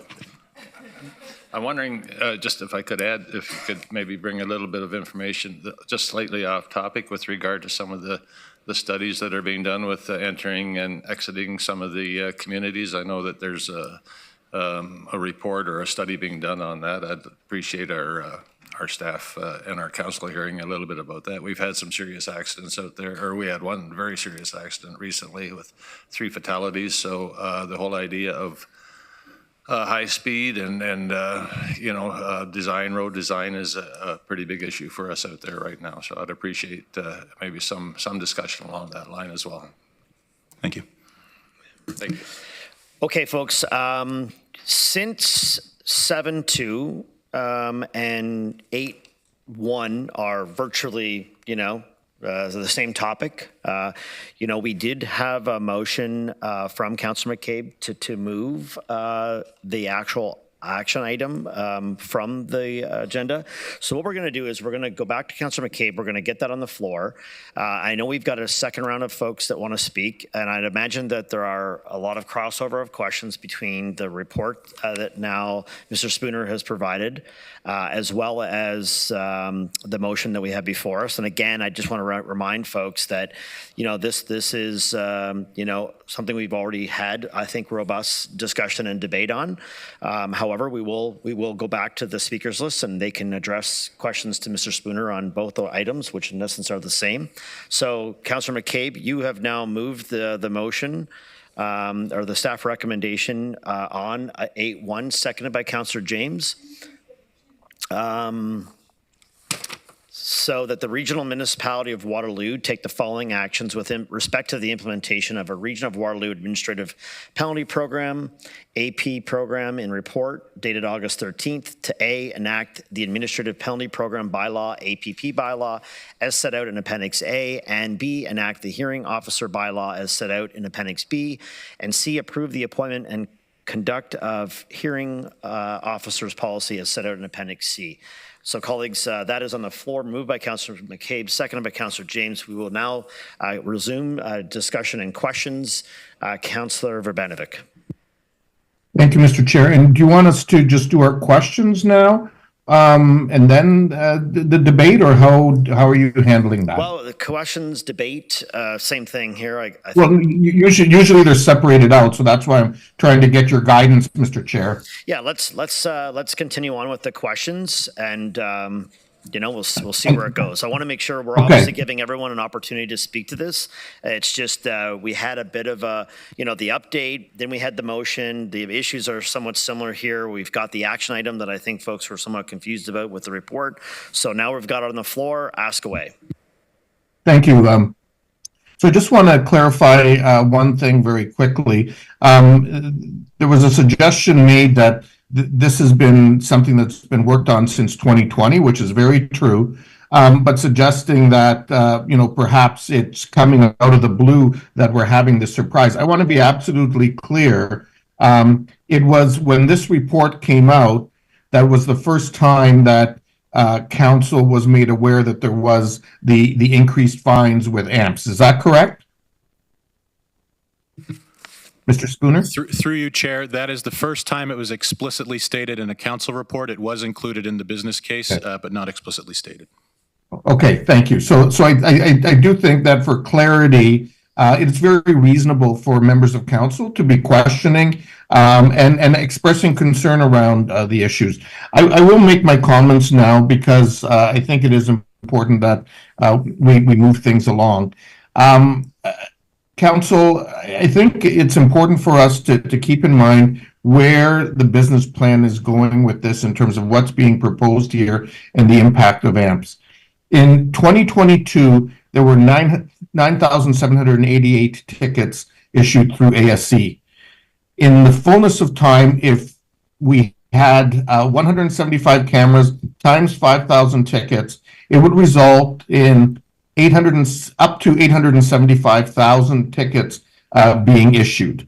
To put that in perspective, right now, the City of Toronto, across 12 cities, issues a total of 700,000 tickets. And so if you actually look at those numbers, currently we are issuing one ticket per 22.7 households annually with ASC. With the fullness of the system and the numbers that are projected in the business plan, there would be almost 4 tickets per household in every household in the region being issued. I think we have become way too ambitious about this. Secondly, there has not been throughout the process, yes, there is a working group of transportation professionals, and early on there was dialogue with our area municipalities about a variety of things. And then, quite frankly, there seemed to be a breakdown in some of that dialogue.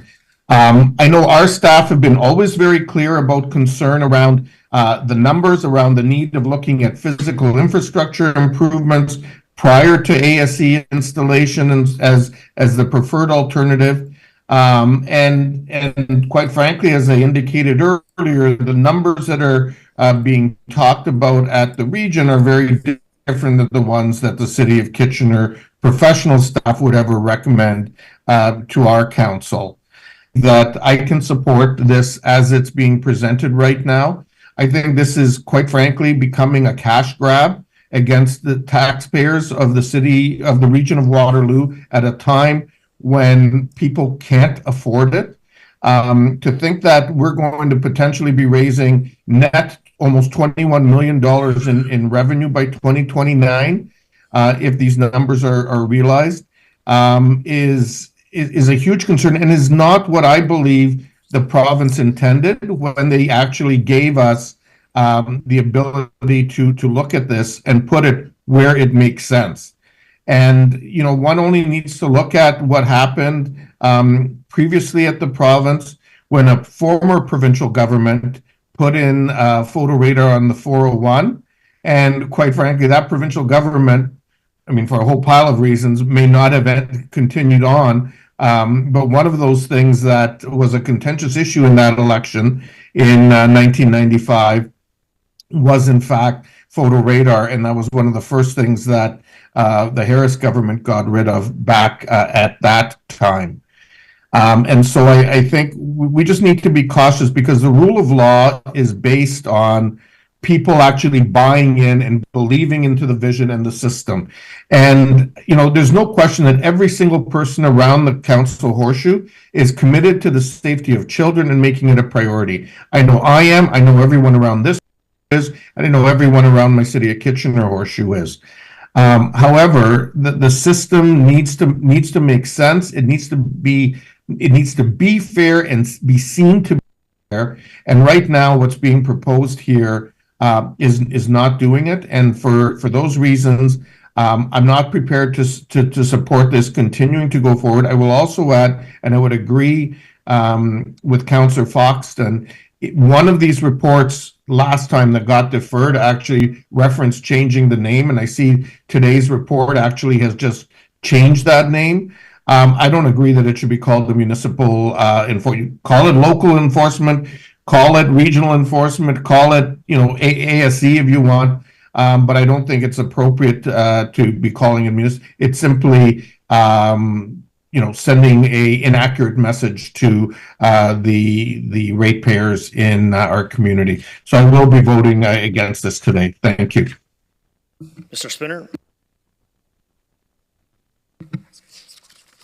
Through you, Chair, was there a question for me to address? No, those were my comments. Okay, thank you. No, I just thought there was an interest to address anything there, but I'll go to Councillor Foxton. Thank you, Chair. Mr. Spooner, and thank you for a wonderful information evening last night. Question: under the Highway Traffic Act, can you enforce things, put a speed enforcement camera on a municipal roadway without consent of the municipality under the provincial law? Through you, Chair, my current understanding is that we would need the support of the road authority to place a municipal speed camera. which is under the municipality, the road authority of the municipality. So for clarification, this is not us trying to dictate to the region. This is the law. The other thing is working collaboratively with the municipalities and going to talk to their councils. So you've been working on this for, as Councillor Cabe said, 2020. In 2019, the Minister of Transportation came to me and asked me to get a group of mayors together to discuss this. And I brought this to Regional Council. Regional Council hadn't done anything yet. And we talked about the automatic speed enforcement, the payment system, moving it from provincial offenses. We did get the mayors together, and I reported back to those 10 groups of mayors in regards to this. And I believe several mayors here were involved, Mayor Shantz and Mayor Natasha. So it does take a process, and 4 years is a pretty darn fast process, in my opinion, for something of this scale. And I commend staff for that. We are not against the program. We see the need for the program. Well, I do think it should not be called municipal. I am asking for a friendly amendment that the word municipal be removed and put automatic speed enforcement like every other municipality in Ontario.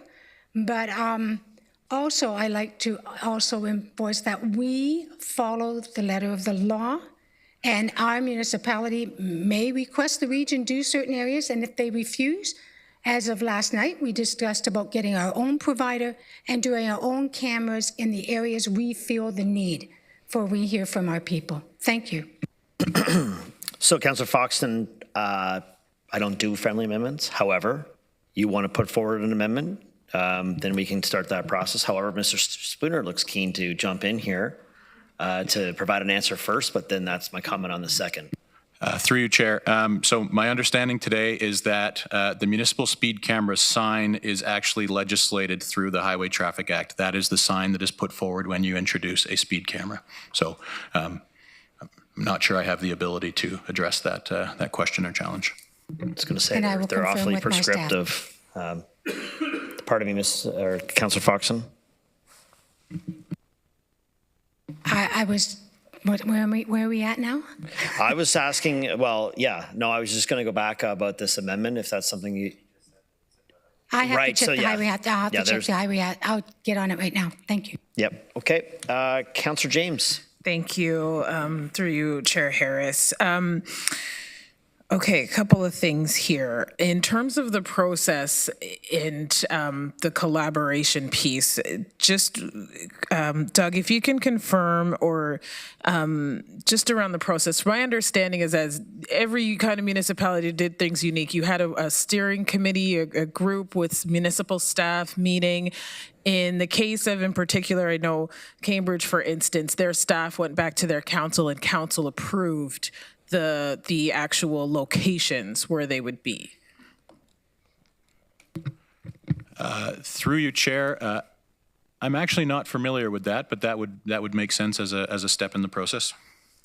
Okay, just wondering about that. I recognize you did the road show and you're speaking to councils and the education piece, and I absolutely respect that. And I also think when it comes to if there are committees and working groups that staff are speaking with staff, there is partly an onus on the staff to speak to their council or bring that forward. I think that would alleviate some of the challenges that we're seeing where there is a responsibility for staff at the local level to speak and bring things forward to their council.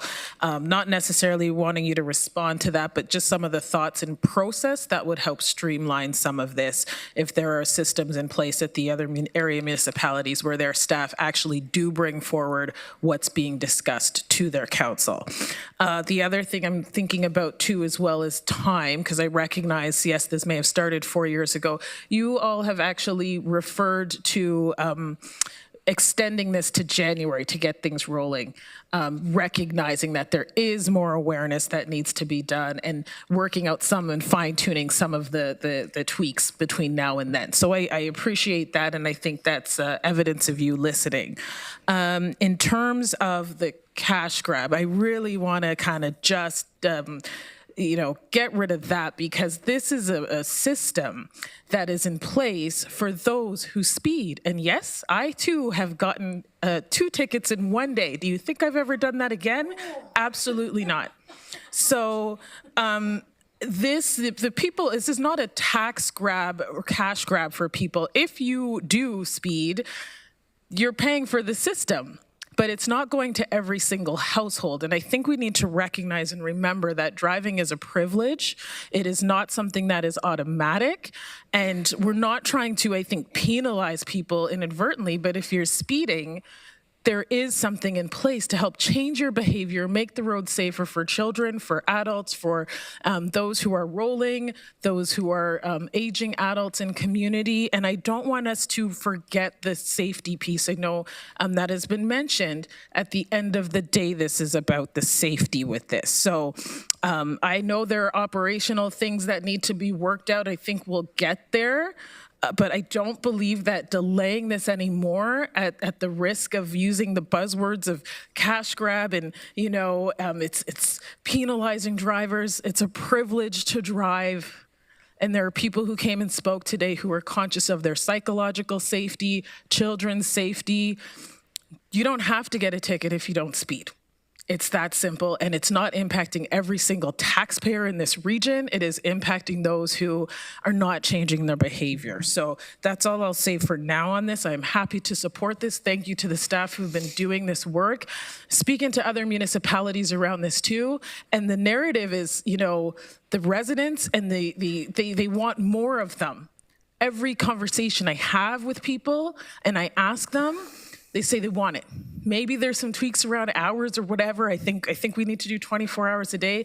But every person that I've spoken to and the emails that I have received are concerned about the safety, and we can't lose sight of that in this discussion. And there's maybe a process that needs to be put in place with how communication looks between municipalities and the council and all of that. But I will commend a City of Cambridge because I recognize the process you put into this, and I think that's something that works. Thank you. Okay, Councillor Shantz, or for Councillor Hunick? No, me first, and then Councillor Hunick. Okay, there we go. She'll get her computer back soon, I think. I have lost hope. Thank you. I just want to say that in our township, and I've said this before, I get numerous complaints about speeding, and along with the complaint, say we need to do enforcement. We can't have the police sitting there to do enforcement everywhere, and so this is a way to provide that enforcement, to try to change driving attitudes and to move forward. It's something that we've wanted, and in fact, I'm disappointed at the speed that it isn't going. I would wish we could speed it up more. I know that we have a number of areas as well that, that was pretty good, wasn't it? Yeah, that's a good pun.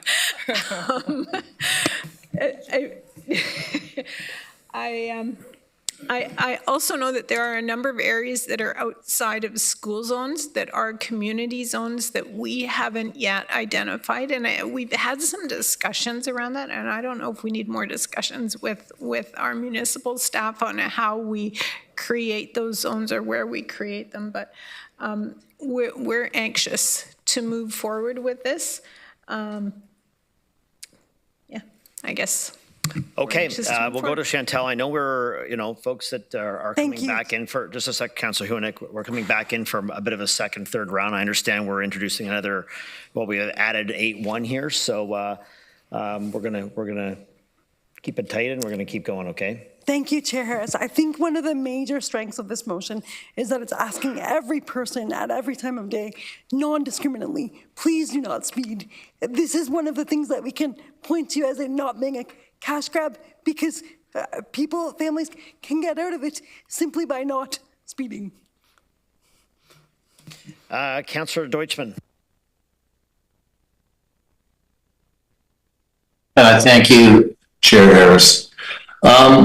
I strongly support the implementation of the ASC program. This is addressing one of the most important issues to constituents that comes up every election. And we all know it. We hear it from every time we knock on a door during an election, we hear about speeding. Area municipalities have been taking steps to reduce speed on roads for years. They've been making investments, yet the problem still persists. And we hear about it every time we're engaging with constituents. So the work of the area municipalities, while helpful, has not eliminated the issue. And I don't know if it's made as big a step or stride as one would hope for. The reference to the Harris government removing speed cameras, that was clearly political, and it's the worst way to develop policy. I'd suggest that you, when you consider that, consider how many deaths have resulted due to the continual speeding at high levels on the 401 as a result of that political action, putting votes over people's safety. This is about safety. To characterize this as a cash grab is a very unfair characterization. No one around this horseshoe who supports this program is looking at this from a revenue generation perspective. This is about a safe community.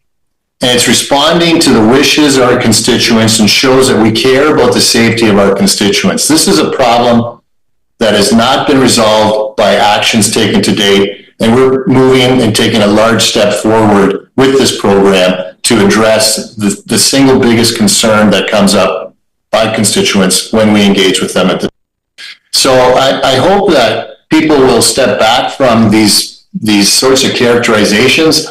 I think it does a disservice to everyone around the horseshoe when we're describing it as a grab. It's basically saying that I, Rob Deutschman, want to have a money grab from the constituents of Waterloo region to reduce speeding. And I don't personally appreciate having that characterization thrown upon me. And I would hope that we would stop from using that sort of characterization. Thank you.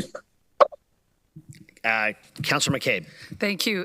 Thank you through you, Chair. And just picking up on Councillor Deutschman's comments, speeding is one of the most the thing that we hear regularly from residents across our municipalities. And if you go to, I think, any neighborhood in any of the communities across the region, you're going to see signs that say, please slow down, kids live here, or things of that nature. So I think, as others have said, this is about safety. This is about protecting people who are, in some cases, the most vulnerable in our community. And and I also asked 3 cities for traffic calming, how many traffic calming requests that the 3 different cities have. And the city of, just to give a bit of perspective for how significant a problem speeding is. So the city of Waterloo has 78 requests for traffic calming. City of Kitchener has 140, and the City of Cambridge has 88. So this is in addition to other work that we're doing to try and slow people down. But this is a tremendous amount of requests, and again, just speaks to the need for slowing drivers down across, again, these are the 3 cities in our region. And in particular, I take Councillor James's point to heart about this really is about behavior change, because without that, we're not going to solve this problem. So, and the safety and protection of the most vulnerable in our community really is and should be our top priority. So I'd like to call the question. I think we've heard a lot from, I think, nearly everybody around the horseshoe, and I'd like to call the question, Chair.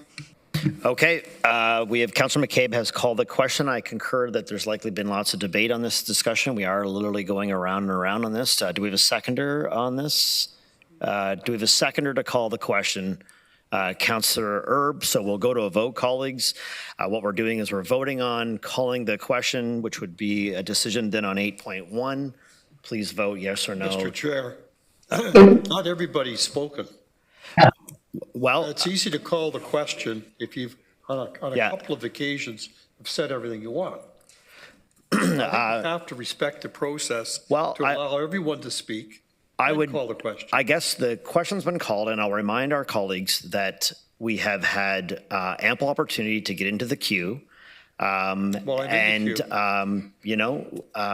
now at the point where we've got another colleague of ours that have called a question. We're voting on it. You can do what you want with that, and we'll go from there. Mr. Chair. Order, Mr. Chair. Okay, Councillor. I said it first. Okay, go ahead, Councillor Deutschman. You're the lawyer. Yeah, thanks. Can I get clarification from, I would like clarification from the clerk on when the question is called, what exactly that means. Does that mean that we immediately go to the question? Or can the chair exercise some discretion knowing that there are, I see two people in the queue who have not spoken, Councillor Craig and Councillor Wolf. So can I get some clarification from the clerk on calling the question? And Mr. Chair, if I can, I'm calling it the question before the clerk answers. My understanding is, and it may be wrong, but my understanding is that the person calling it the question cannot be someone who has spoken in an effort to try to get others not to speak. It would have to be someone who hasn't spoken yet. Yeah, so just for clarification, under section 48.1, motion to call the question means to close debate and cut off amendments and vote immediately on a motion is not debatable. 48.1.1 cannot be amended, cannot be moved. Then there is an amendment under when there's a amendment under consideration. So those criteria are met. When resolved in the affirmative, the question is to be put forward without debate or amendment, which we're currently debating. 48.1.4 cannot be moved by a member who has already debated the question unless another member has subsequently debated the question. So in this case, a number of members have already debated the question. 48.1.5 can only be moved in the following words that the question be now put, which was the question that was just put, and 48.16 will preclude all amendments of the main question. So we're at the point now where the question's been called. The chair has concurred with that member's request. We're going to a vote on calling the question, and you all have that decision to make it your vote. Chair. Point of order. Okay, Councillor Liggett. Under procedural order, can we not challenge the chair's ruling? You could, but in essence, then what we're going to do after that is to go to a vote on the decision to call the question. So you all have a decision to make now, and that's through a vote. It'd be a lot easier just to let Councillor Wolf and I speak than spend all this time debating this. Yeah. Mr. Chair. Pardon me? Yeah, so we're at the point now where we're going to vote. So the outcome that you all want, if that's the case, is to just vote accordingly. So we're going to a vote on the calling of the question, and that's the Point of order, Mr. Chair. Councillor Deutschman. Could you not, Mr. Chair, just ask Councillor McCabe if she would withdraw the calling of the question to allow two of her members of council who have not spoken to speak?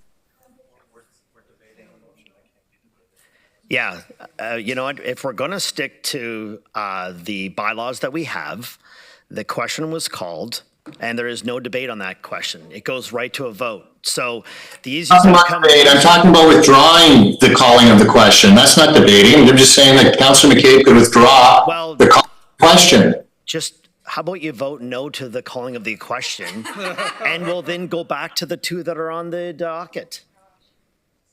That would be the outcome that you guys could do. So we're voting. We're voting on, we will now vote on the calling of the question. Okay. Voting on calling the question? Yes.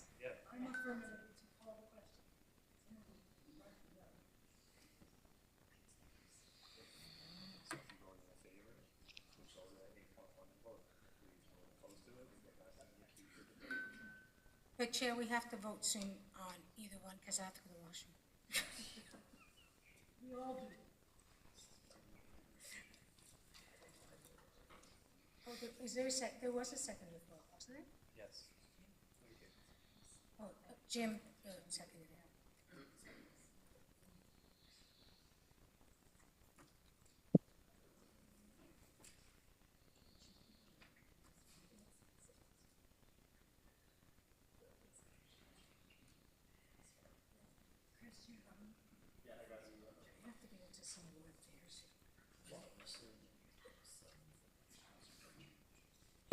Councillor Deutschman, you want to vote on this, or are you going to sit this one out?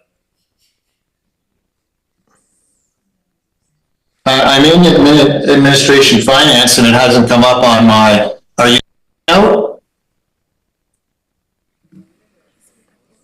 All right. I mean, that is defeated. So we will not call the question, and we'll go back to the speakers list, which I believe was at Councillor Wolf. Okay, Councillor Craig. Well, thank you, Mr. Chair, and I appreciate council's decision on this. I just wanted to quickly say, and it reiterates a number of items, a number of comments from my colleagues. The most important, probably the most prolific number of questions I get in the community is on speeding. So I'm in concert, lockstep with everybody else with regards to this issue. I think the other thing is, it's just not speeding in the community. It's the behavior of drivers in the community with regards to running red lights, to passing on curves, all of that, which I now see on a rising crescendo all the time within the community. So it's just poor driving behavior in general. This is just one aspect of it. And we have to keep that in mind because, you know, I don't want to talk about my daily walks every day, but they are interesting. The odd time. One of the most interesting things is crossing streets and watching the behavior of people in terms of driving who don't, some of them, and they're a minority, don't have a lot of respect for pedestrians. And I stopped cycling 3 years ago on roads. I only go on trails. And that's another aspect of what I see as behavior in the community. So I'm going to support the motion. I think it's important to move ahead with one aspect of community safety that's important, and I'll be supporting the motion. And again, colleagues, thank you for allowing me to speak. Councillor Wolf. Through you, Mr. Chair. I do agree that one of the most common complaints is speeding. However, I'm not sure if we're looking at the statistics that it's speeding cars in front of schools that are a danger to children. That's not where we're finding. As members from the school board pointed out, a lot of the behavior, dangerous behavior in front of schools or at schools is three-point turns, people backing up, other dangerous behavior.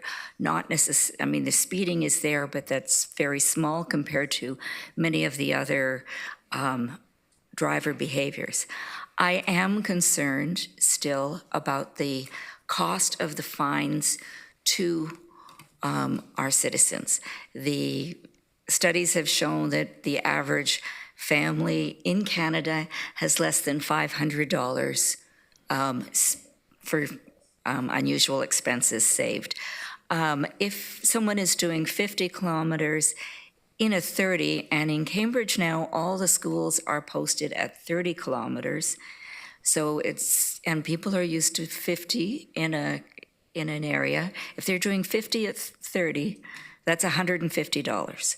So that's, you know, basically a quarter of their savings gone. I know it's easy to say, you know, if you speed, you should be penalized. And I'm not saying you shouldn't be penalized. I'm just saying that I know people, for instance, will run to move their car if they're going to get a $15 ticket. The fines do make a difference in behavior. And I do believe that with these cameras, they will make a difference in behavior without it being a $150 fine. Especially, you know, this is 24 hours a day, every month of the year. And I think that when school is operating and you see children, people are not speeding. They are, you know, it's in their head. But if it's 3 a.m. and they're going down a street, you know, they're not necessarily thinking. People coming from a different city. I went down Saginaw Parkway the other day, and again, it's a four-lane street, which we originally designed, I think, as a throughfare, but then we put 4 schools on it, and you're going 30 kilometers an hour all the way down. And that's important when the schools are in, I agree. In front of Lang's the other day, my husband went 30, and had a car pull up and said, "What's wrong with you?" And he had to explain, it's not 50 anymore, it's 30. So I know that behavior will change eventually, but I do think it shouldn't be so expensive for people right now when people are at their breaking point with the finances. I think when they feel, if you get a ticket and they feel it's justified, they're happy to pay it if they can afford it. So I'll be voting against this, not because I think people should speed, not because I'm not concerned about children's safety. I just think that we're maybe going a little overboard here with the 24 hours a day and the doubling of fines. Thank you. Okay, Councillor Erb. Thank you, Chair Harris. I don't want to be the odd person out by not speaking on this, but I think we've been around the horseshoe for years on this, and I think the time is here to make a decision. This is about community safety. It's about changing behavioral patterns for people who are breaking the law, whether it's at 3 o'clock in the morning or 3 in the afternoon. Is it okay to rob a bank at 3 in the afternoon, but not 3 in the morning? And so I think there has to be some consistency in how we apply this. My mind, the reality is that most of the people that get these tickets and are speeding are the people that are in the neighborhoods that live in the neighborhoods where the cameras are existing, and I think some of us are living proof of that.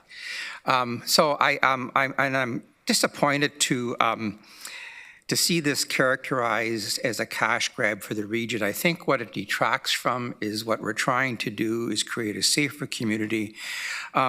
Schools are becoming the community hub. They're not just used during school hours. They're programmed for recreational uses, ball games, soccer games on the weekends.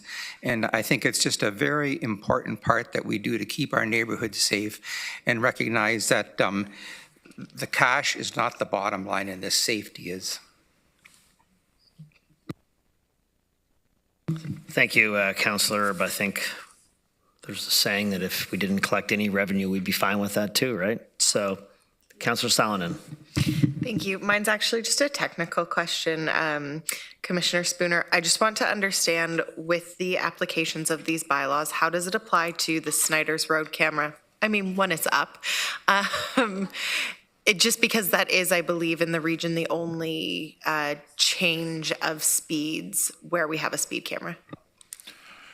Through you, Chair. So the plan, along with the 16 new camera locations for this year, is to revisit all of the legacy locations and to either renew or relocate. So I don't have an answer today on the specifics of Snyder's Road. Again, we'll work with area municipal staff to make that determination of that camera and its use. Thank you.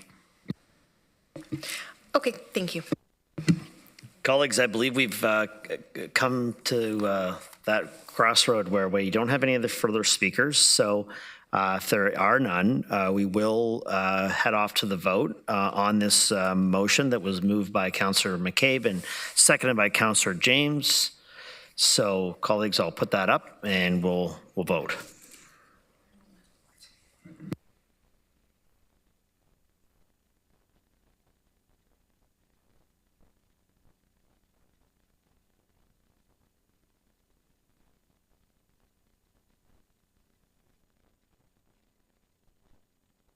Colleague, that is carried. Thank you, everyone. We have the 9-1 Committee Council tracking list. This is being, oh, my bad, 8.2. 8.2, okay. Is there a mover and a seconder for the report that was deferred from August the 13th? Moved by Councillor Erb, seconded by Councillor James. I will read the deferred recommendation or motion that the regional municipality of Waterloo approve the following as outlined in the report dated August 13th, 2024. Adopt the two-step community safety zone warrant as described in this report and direct staff to utilize the warrant process as the preferred methodology for identifying potential community safety zones along regional roads throughout the region of Waterloo. Direct staff to report back with a list of designated school zones which should have a community safety zone designation added prior to the planned municipal speed camera program changes in late 2024. 3, adopt the strategy of utilizing a community safety zone designation at all school zones along regional roadways that are to be equipped with a municipal speed camera in the future, and 4, direct staff to use the newly adopted community safety zone warrant to identify a comprehensive list of prospective community safety zones along regional roads, including those not centered around a school zone, and report back to council with options for implementing those community safety zones, including associated impacts to the staffing and resources for the region's municipal speed camera program. Again, that was moved by Councillor Erb, seconded by Councillor James. Councillor Verbanovic. Thank you, Chair Harris. Just one question, and this is interlinked with the report that we just dealt with. But in terms of your earlier presentation, Mr. Spooner, there was the red and yellow areas that you're suggesting could be 2 separate speed cameras, I guess. And then there's the piece that was within the blue line that wouldn't be captured by the speed cameras, but would be part of the community safety zone. So that would mean that, if I understand it correctly, not only would there be the higher fine where the red and yellow is, but any police officer issuing a fine anywhere in the blue areas, those would automatically be the higher fine as well, correct? Through you, Chair, yes, the application in Newmarket, they would apply the higher fines within the blue dotted area, and they would place cameras on the red and yellow areas. So we could choose to apply like that with the broad area and then the bubble of protection, or we could choose to just apply on specific roads. Oh, sorry. So you have that option in every instance, or there's a community safety zone and that's where it's doubled? Through you, Chair. So you have the option to place cameras. You're correct in the statement that fines would double inside the entire blue area. But until we come forward with the staff recommendation, which again is regional and area municipal staff, I don't know if we are planning to apply the blue line or if we're simply focusing on specific roads. Okay, but I guess point 3 in terms of the list that's there is linked to the actual doubling by making them community safety zones, correct? Through you, Chair, that is correct. If there's a community safety zone applied, the fines double. Okay, thank you. Councillor Shantz? Thank you. Just a question on how this is rolling out. These recommendations are all based on regional roads, but we also know that there are other roads in the municipalities, the area municipalities that would benefit from this kind of treatment. How does that fit into these recommendations? Through you, Chair, thank you for the question. So the warrant that is in front of you today is a warrant for a community safety zone on regional roads. The good news is we've done the work, and so it could be adopted on municipal roads as well. That would be a process that staff from the working group would put forward to their local council as the road authority. So that would just be something that would come to our local council, and then we would request that kind of I guess designation from the region, or we need to use the camera system that is now the regional system in order to implement something on our area municipal roads. So I guess how do they tie together? How do we make that happen? Yeah, through you, Chair.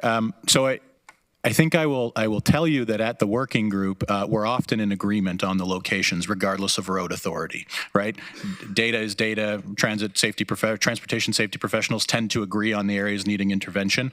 So how we put those forward, obviously regional roads, we will come here. Municipal roads will be put forward in the working group. We can support with cameras, but municipalities are free to implement community safety zones where they see fit on local roads. We'd like to do that in partnership. We think there's more value in focusing on areas rather than specific roads.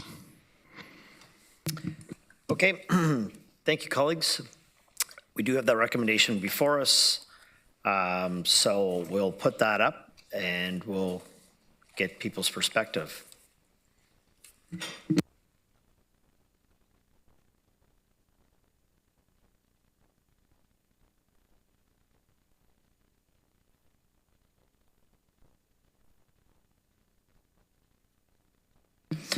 Colleagues, that is carried. We'll move to 9.1. The council committee tracking list is being received for information. Is there any other business, colleagues? Seeing none, the next meeting will be on November the 5th. We will now start a vote to adjourn the meeting, moved by Councillor Salonen. Do we close this and then go into, no, we go into closed? Okay, so I'm asked to now put before you a motion to go into closed. Yeah.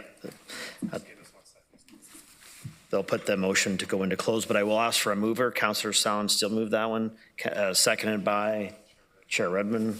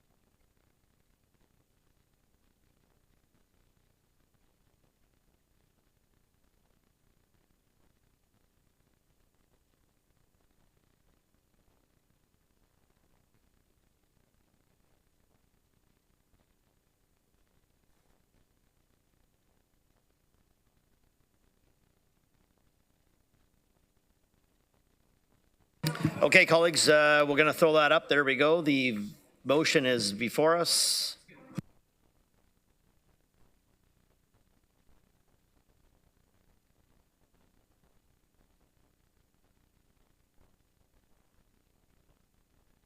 That is